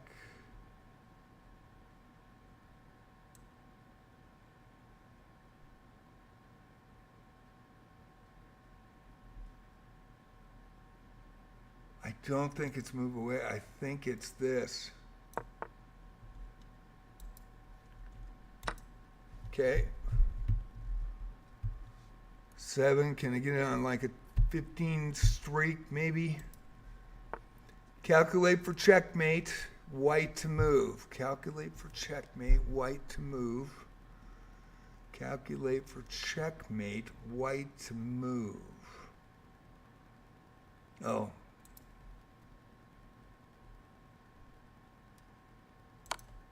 There we go.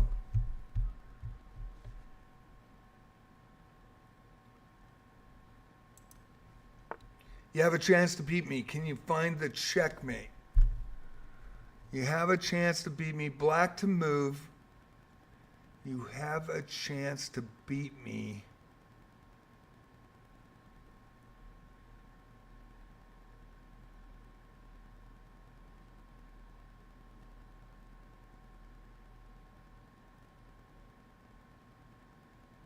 Well,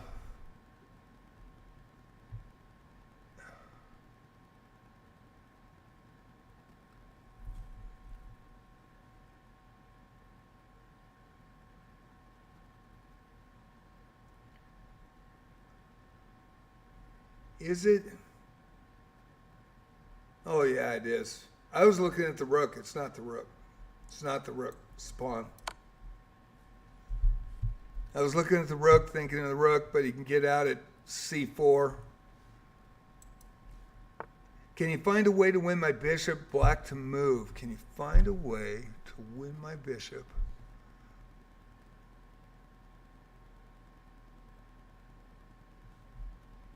Absolutely.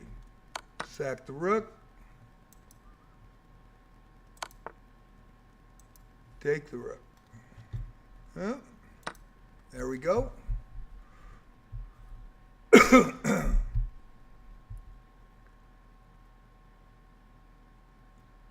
Champion 4 level.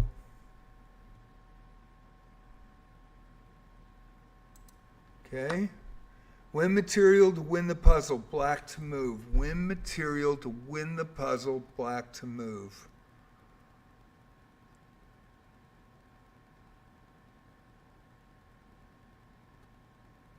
Win material to win the puzzle.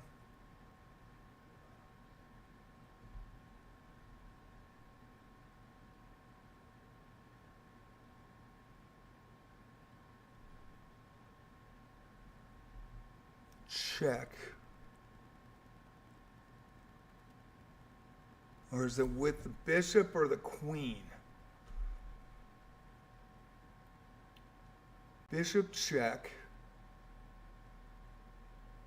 Moves the rook. Bishop takes. Pawn takes. What if he moves the rook? I don't think he will. Okay, let's try it this way. Bishop takes. Okay. Check. Okay.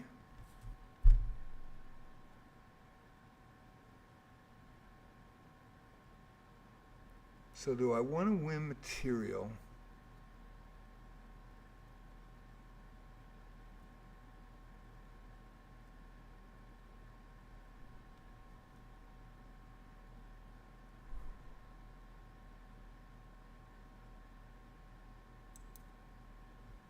Queen takes rook.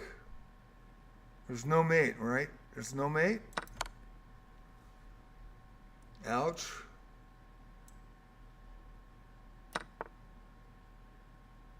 Okay.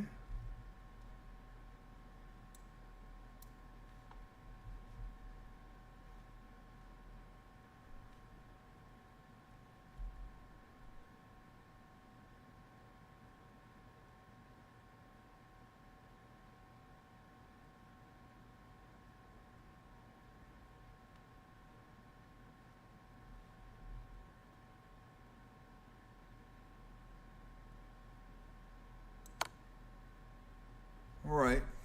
Whew. I was worried on that one. So far, so good. Calculate correctly and you'll win material white to move. White to move. Calculate correctly and you'll win material white to move. Calculate correctly. Calculate correctly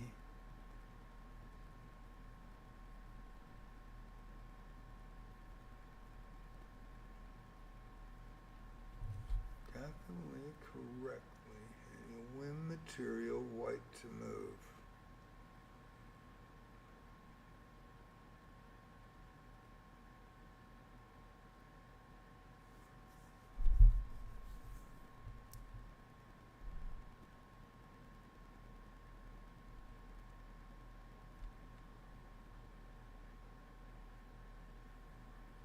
Okay, rook, bishop. Rook takes knight, check. Bishop takes queen. Man, I could be wrong. Rook takes knight, check. Okay. Queen takes bishop, check. Yep. Moves away, check. And you've got this too. So let's see. Whew. Keep it going. Oops, that's a blunder by me. Can you find out how to win my bishop? Blunder by me. Can you find out how to win my bishop?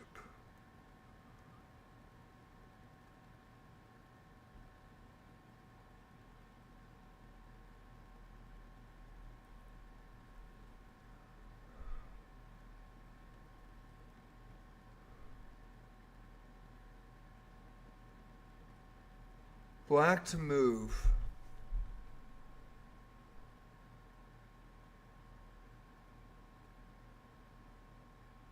Boom, boom, boom.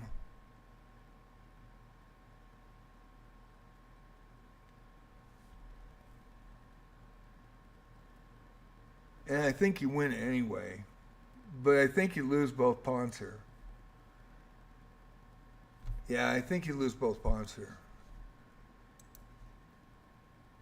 Okay, knight.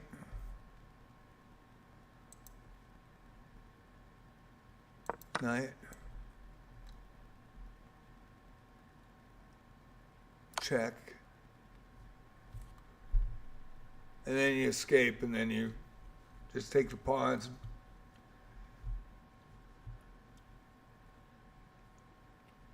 You have to get these guys first, but I think that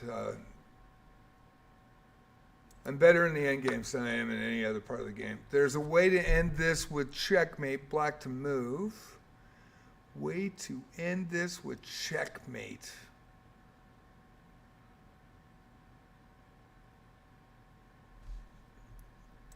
Rook sack.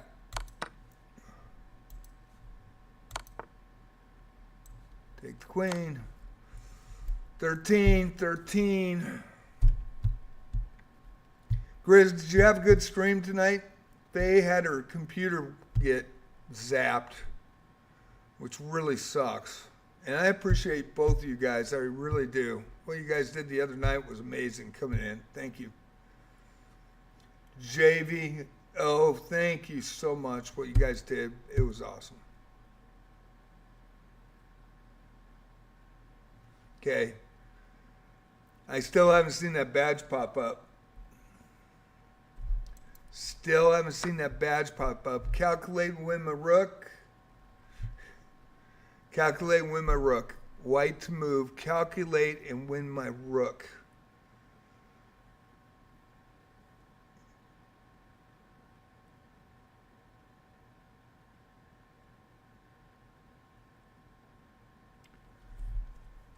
Okay, can't do the night.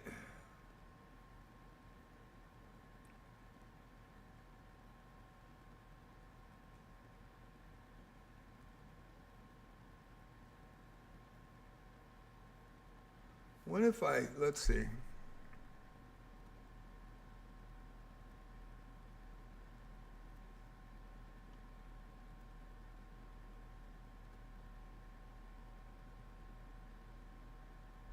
Yeah, I think it's this. Knight. Queen takes Aaron James. I probably am not going to take a challenge tonight. Come back on Wednesday and I'll play. I know you're 446 in 10-0 rated game. Pretty sure you'll obliterate me, but I've been very skeptical about low-rated players lately since they've just been smoking me. And I apologize for that, but it's got me a little skeptical. But you come into chat, be happy to play it. You tell me, hey man, it's me. Faye is everywhere, Potzer. She's everywhere. How are you and H1 doing, man? It's nice to see you, Potts. Love you, man. H1, Faye, Grizzly was awesome. Potzer, JVO, gang's all here. Totally all here. Trying to get the 3200 badge.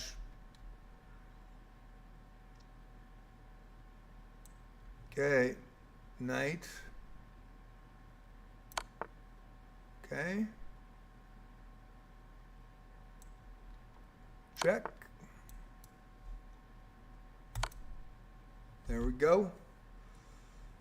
Had 40 in a row and I blew it, and I was 9 points away from the 3200 badge. Totally choked it. Not in Kansas no more. H1 stream just crashed. He's in Kansas. Yeah, because lightning hit Faye's apartment. I mean, not apartment building, but lightning caused her computer to, she can't get her computer started.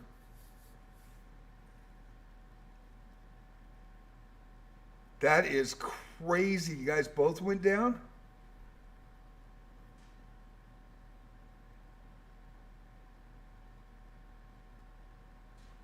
Wow, that's horrible. Well, I'm really sorry. Man, you guys rock.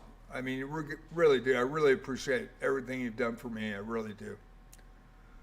And I hope nobody lost their computer, and hope Faye gets hers fixed, and I hope that H1 gets it back up. And that's really tough. I had 2 nights ago, I had the cats front under the table, and Shadow was chasing Princess, and Princess is a little wide body, and she went right through my jumble of wires back there and cables and took out both monitors at the same time. Just boom. I was screaming for a half hour. I was okay though. They're okay too. Probably the first time they've ever heard me raise my voice. But they pulled the cables out, and so I had to go back in there. It was such a mess. I had to redo them by hand. It took me 3.5 hours to get them, and then I said, it's not your fault. You guys are awesome. Gave them all hugs, gave them all loves, gave them extra goodies. And but I was having a moment. It wasn't weather issues. It was a princess on the run. Princess on the run. Love's sweet back then. Man, oh man. Man in the backs of everybody attacking. It turned into ballroom blitz. Every time they put that on in the arena when I was playing hockey, I scored a goal except for one time. Twice in Canada, and then 3 times in the rinks at home. And in stat games. I mean, it was cool. It was so cool. Love that. And then Fox on the Run, of course, was I won't quit my day job, I promise. You're in a critical position. Find a way to win. Yeah, I hope you guys get the computer thing back. I hope it didn't fry Faye's computer. I hope it didn't hurt H1's either, because you guys are amazing. So I hope that gets fixed pretty quick. And of course, I don't know if you guys can hear me. I think you can. You're very welcome, Faye.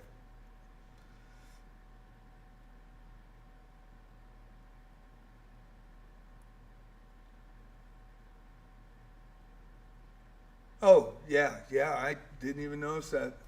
I pull it, I make it larger for wizardry, I'm sorry. And I actually just kind of threw it together right before I went online. So let me do that for you. I am sorry.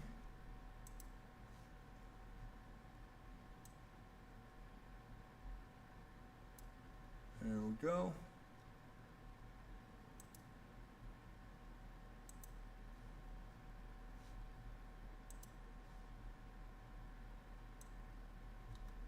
Oh, what are we doing here?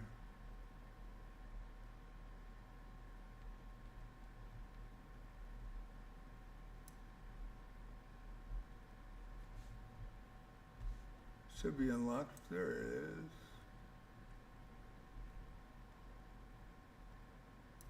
How's that? That work? Thank you. Sorry, I didn't see that. I apologize. I move it every day. I enlarge it for wizardry, so it's a bigger picture and a bigger chat. So, thank you, Pacha, for letting me know. Appreciate it. Grizzoo! There he is. I thought you came in earlier. Man, you raiding? I'm trying to get to 3,200 in puzzles. It's a raid, Grizzoo! Hey, man, you were a great host. You and Moonsies were a great host the other night on Saturday night. That was really fun. I really enjoyed your arena. I enjoyed playing in it and had a couple of upsets. Beat 2,000 rated players and an 1,800 on my 800 ELO Never Play Blitz account. Mammoth bonus. It's the only account I got, by the way. I just don't play Blitz. But it was a lot of fun, man. You guys were great hosts. I really appreciate it. Shout out to Grizz, who is awesome. Shout out to H1. Shout out to Pots Gamer, moderator. And shout out to Fate, Fireheart, and hopefully she'll get her computer back up. Got hit by lightning in the area, and her computer went down. She can't get it back up right now. So hopefully she will be back tomorrow, hopefully. And Jezu, shout out to him as well. Everybody's here tonight. Thank you guys for coming in. And Javio, I almost said Jazo. J-Lo, Javio, Havio. Thank you, man. Grizzoo, big shout out to him, man. His channel's awesome. Faye, Fireheart's awesome. She is a rising star. Then you got JVO, you got Grizzoo, you've got Faye, you've got Potzer Gamer teamed up with H1 Chess. Prehistoric's here. Everybody's here. Thank you guys for coming in. Thank you for raiding. I appreciate it. It's going pretty good. I got to the 3,100 badge, and I'm just inches away, moments away, I think. I don't want to go look, but I do want to look. Kind of one of those, do I look? I was at 9 points away on a 42 puzzle run, and I blew it. One more, I would have got 3,200 badge. Let's go look. I shouldn't look. Let's go look. I'll close my eyes.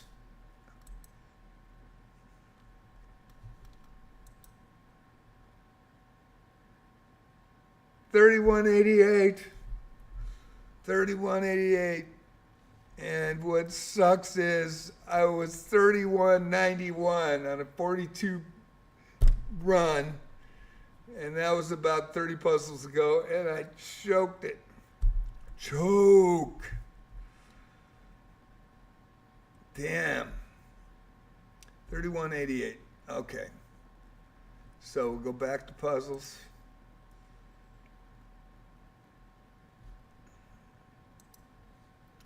There we go. 30-minute game. I would play, but not tonight. It's too late. But thank you for coming in. If you are in chat, please hit a follow, talk to me, and then we could set up a time. 30 minutes is too long.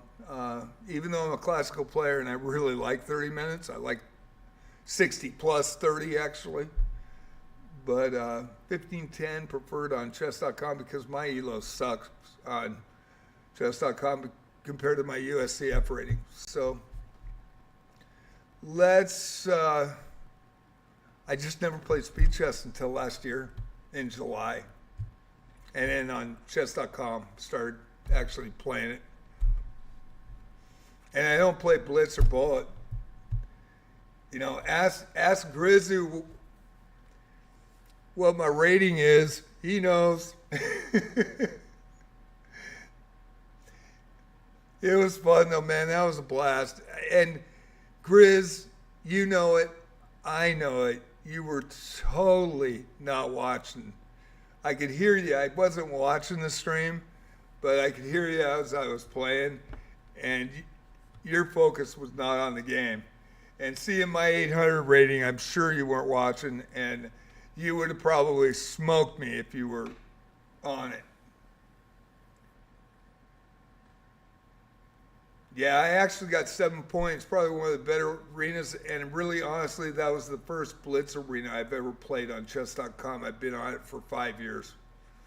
It's the first Blitz, and I really don't play Blitz, and so I think I'm 800 something, and I beat two 2000s and an 1800. And then, of course, I lost to an 800, and the second time I played him, he went 96.1%, and I went 96%, man, and I would never cheat, ever. Man, what you see is what you get, man. I started playing in 1969, and then I was the number one board for high school team, 5 boards. 1868, 1864 was my highest rating in WCF, and then in USCF, and it went down, it was provisional, but the USCF was 1648. And I took second in the league my senior year. I just couldn't beat one guy. And Michael Thompson from Ferris. And they got to go to state. We were supposed to go. And I think they had us ranked 7th, but we played home and away against Ferris and beat them 3-2 both times. And our 3rd, 4th, 5th boards beat them in 30 minutes both times. They didn't have anybody on the 3rd, 4th, and 5th. They had 2 number ones. They had a Gonzaga Prep number 1 that came in that played, that moved. And so they had 2 number ones. They never played those guys. So we smoked them because everybody in our team was about as good as I was. And we were scheduled for state, and the English teacher went to the school board, and there was a conflict with debate and chess, 2 different cities, 2 different venues. And I didn't even get to say anything at the school board meeting.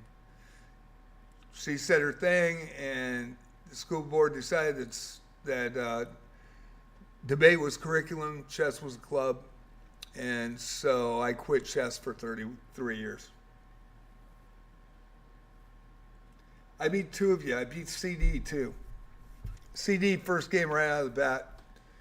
He hung a piece in the end game. If I get to the end game, I'm really strong, and that's always been my game. You got to get me in the mid game, but I played Class A, played Class B back in the day, and then my first tournament back was 2009. I went 4-1 in the USCF Open. And then I played in the Western States Championships. I got to play Sergei Kudrin in a simultaneous at Terrible's Casino in Reno. And I had 5 black draws because they really didn't know. They found that I was non-provisional, 1648. But because I hadn't been there for 30 years, they decided to drop me to 1500 for the tournament. So I had 3 draws with black. On the last day, I lost twice. I should have won the one. I made a mistake. I got tired.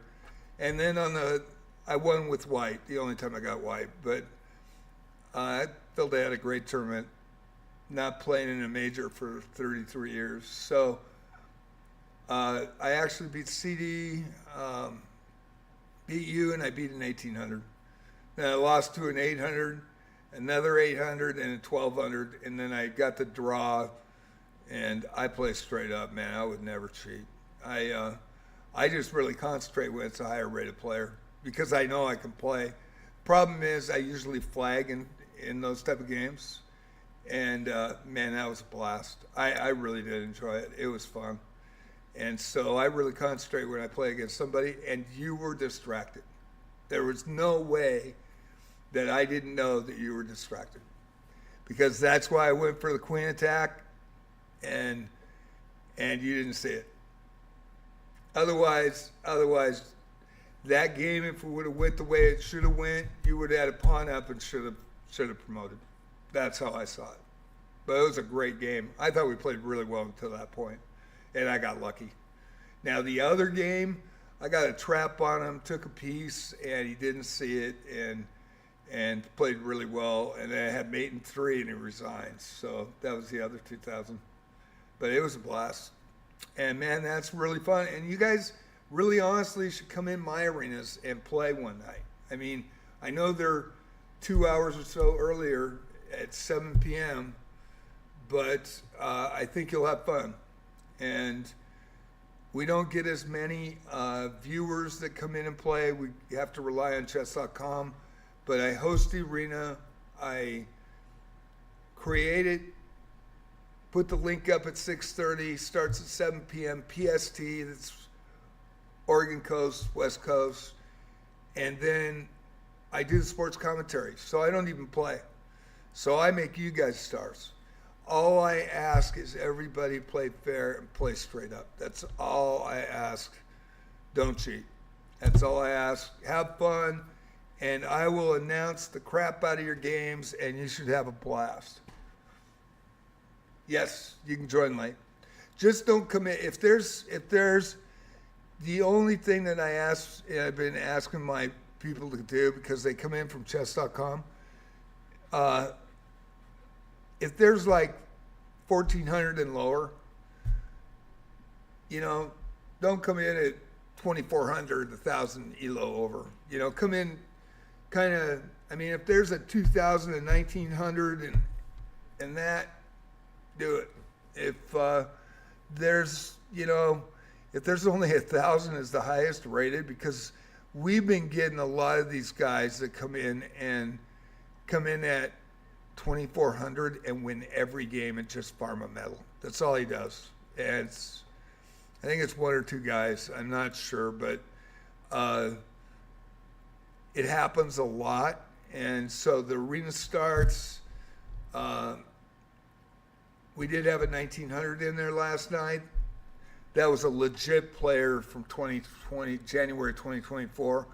And he came in, and then this 2,400 comes in, and he smokes everybody. And he does it like 3 times a week.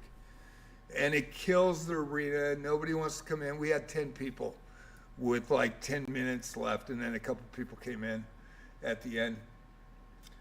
But if you come in at the start and register and get in there at the start, then you're good to go, because I go by the highest registered guy. You know what I'm saying?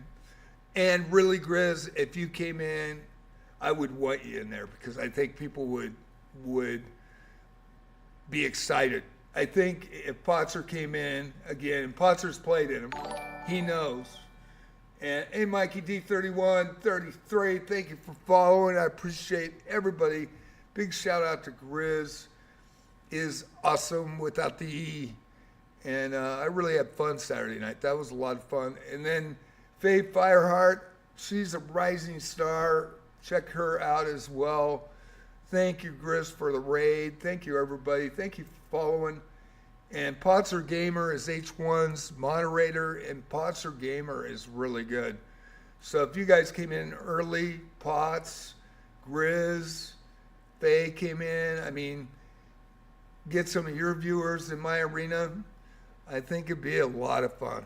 And this is the schedule. So you guys, and you just tell me what night, and I'll just plan on you guys coming in. And no matter what elo's in there, just come in.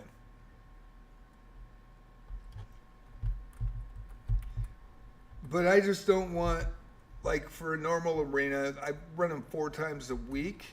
So like tomorrow night is for Love of the Game Tuesday night. It's going to be, it rotates, it's a blitz. Friday night blitz, Saturday night rapids, Sunday night freestyle, chess 960, Fisher random. And so I run 4 nights a week.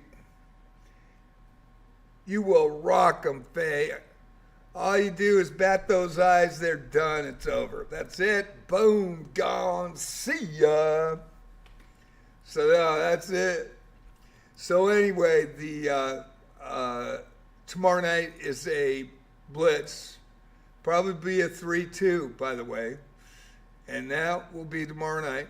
And then if you do run into somebody that is suspect, and we've had a couple people that just continue to come in here, and like last night when the 2400 came in, and he's done it for a couple of weeks, I went 50% down in viewers on Twitch, and then my multi-stream lost like 65% on YouTube.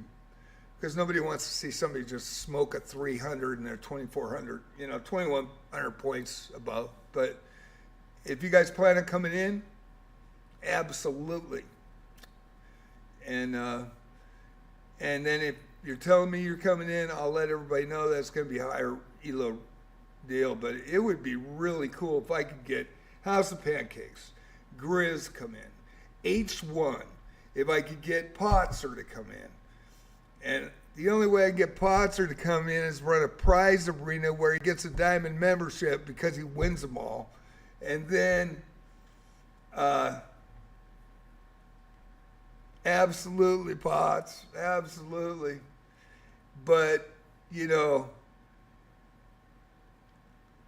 get everybody in, run them, and just have a really good arena. And then I'll do your sports commentary. I will be your sports commentary for the evening.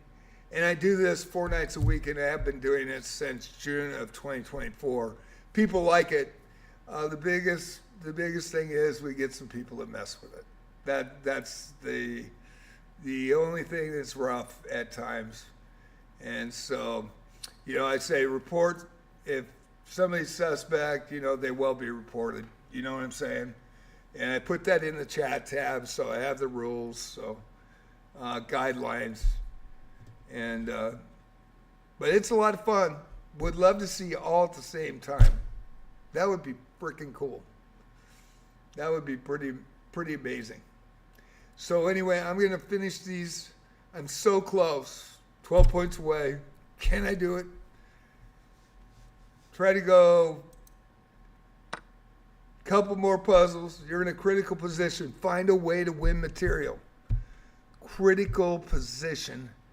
Find a way to win material. Okay. Now, do I want to check?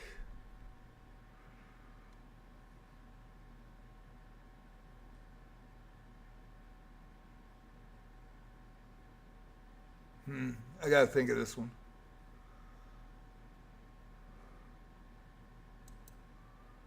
Yeah, well, we'll see.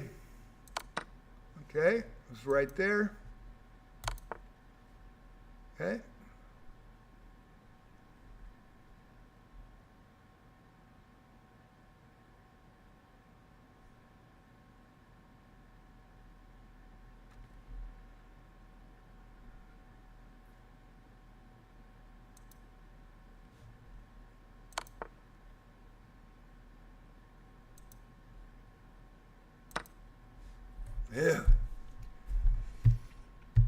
Come on.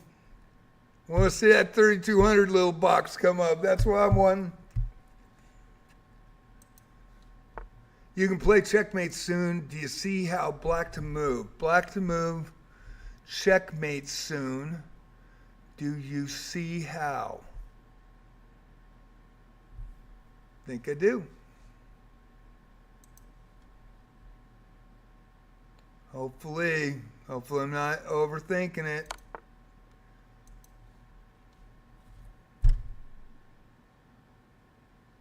Do I do that? Yep. There we go. Keep it rolling, keep it rolling. Come on, get closer.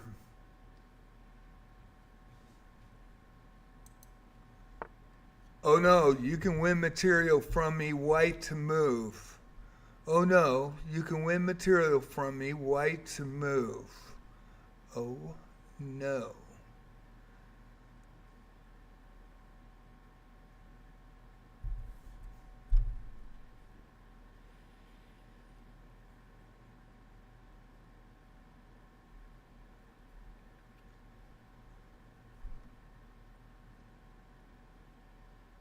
Uh-oh.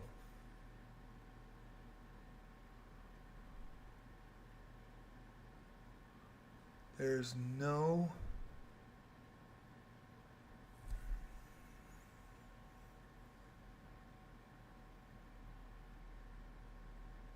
Is there any sack? Man, I might blow this. Check, boom. It's not going to work.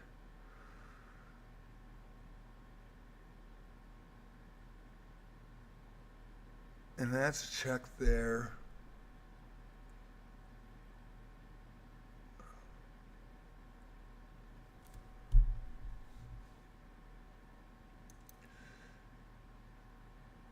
Let's see. Uh-oh.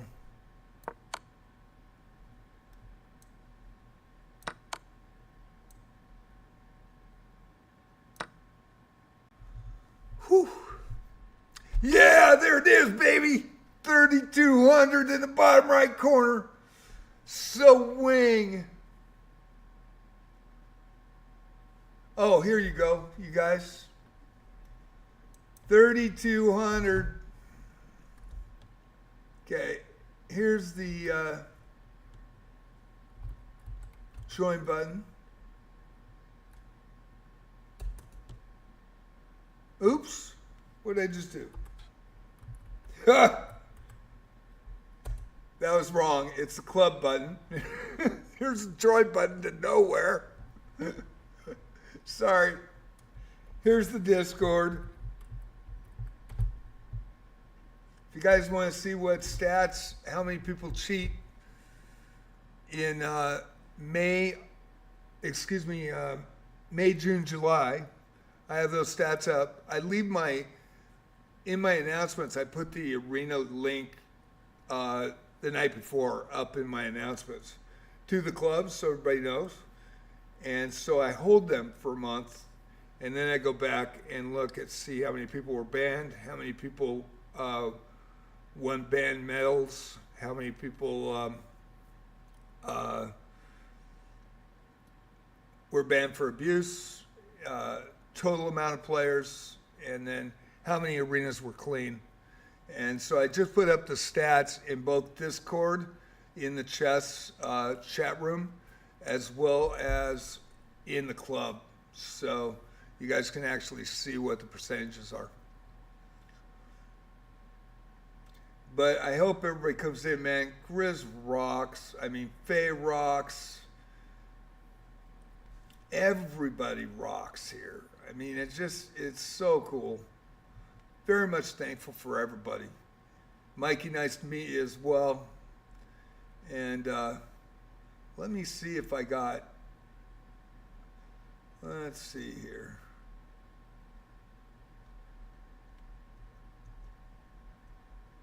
Did I put the, Got the club in. There's the Discord.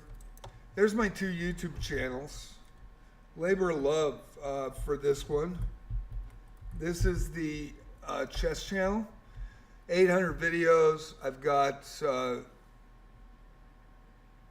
all chess related. Pretty much 97% of it. Used to be a gaming site, but the last 4.5 years I changed it. I've got folders in there for every opening that I have played and played against players and played in my chess.com history of the 5 years I've been on. And so it's been a labor of love. It's a cool thing. I just can't get to 1,000 subs to monetize. Can't even get to 500, but it's a really cool site. And then this is the new channel for Wizardry. And I play Wizardry at 11 o'clock every morning. We'll be back tomorrow with that too.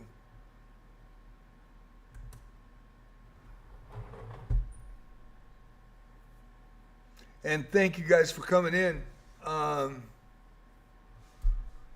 Should I risk it? Should I risk it and do one more and go back under? But once you get the badge, you get the badge, right? So, what do you think? Potzer says no. Faye says yes. Prehistoric says take risks. Faye says you got it. Potzer says no. Dude, Potzer knows better. Okay, I'll do it. Alrighty. You're in a good position to attack my king. Good position to attack my king.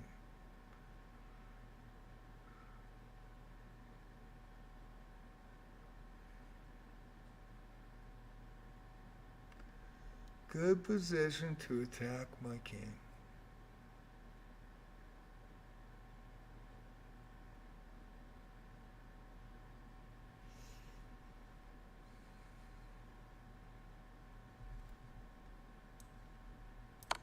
Check.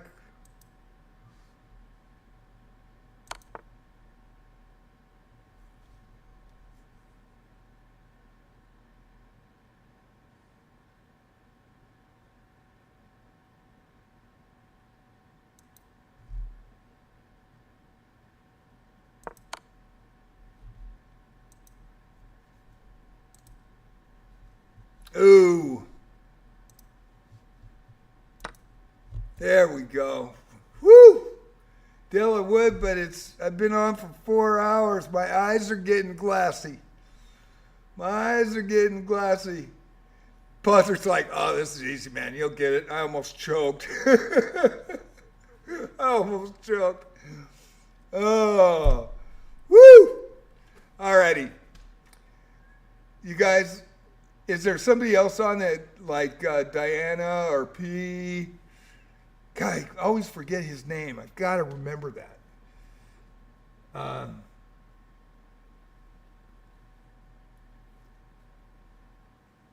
Is H1 back on? Okay, let's rate him. Let's go in live. Yeah, let's do it. All right. Thank you guys for making my night. It was great talking to everybody. Thank you. Let's go on in force and do that. So let me go to H1. And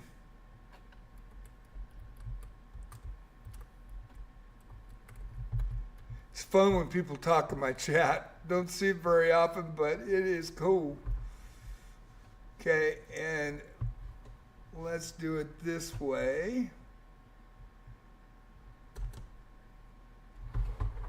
All right. Only 2 of you? Okay, there's 6. All right. I was going to go, what? What? Okay, let me go to my dashboard. He's got to be on the main page, right? He's got to be. Let's put him up there. Let's turn the volume up. No, not that one.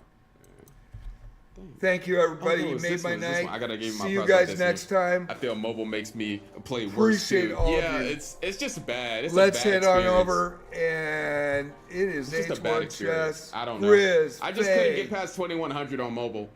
Sponsor. I mostly played on Everybody, mobile. thank you I don't so know how much. people You guys do made very my whole well. night. You really did. There we go. Raiding now. Hey, Rubik's Cube couldn't stop me. Yeah. I beat you 6 times. I beat you. Yeah. I just got raided by Chess Palace Patzer. I said it Baxter because I got some dyslexia. You don't even mess with you. Very cool. Thank You you guys for the rock. raid. Let's go. Thank you guys. I'm going to be on Wizardry at 11 tomorrow, and it is Hey, wait a minute. for the Y'all love of the interrupt- game wait a minute. Tuesday night. Wait a minute. Blitz tomorrow night, 7 o'clock. Dude, y'all just interrupted my disc, bro. Y'all can't do that. y'all can't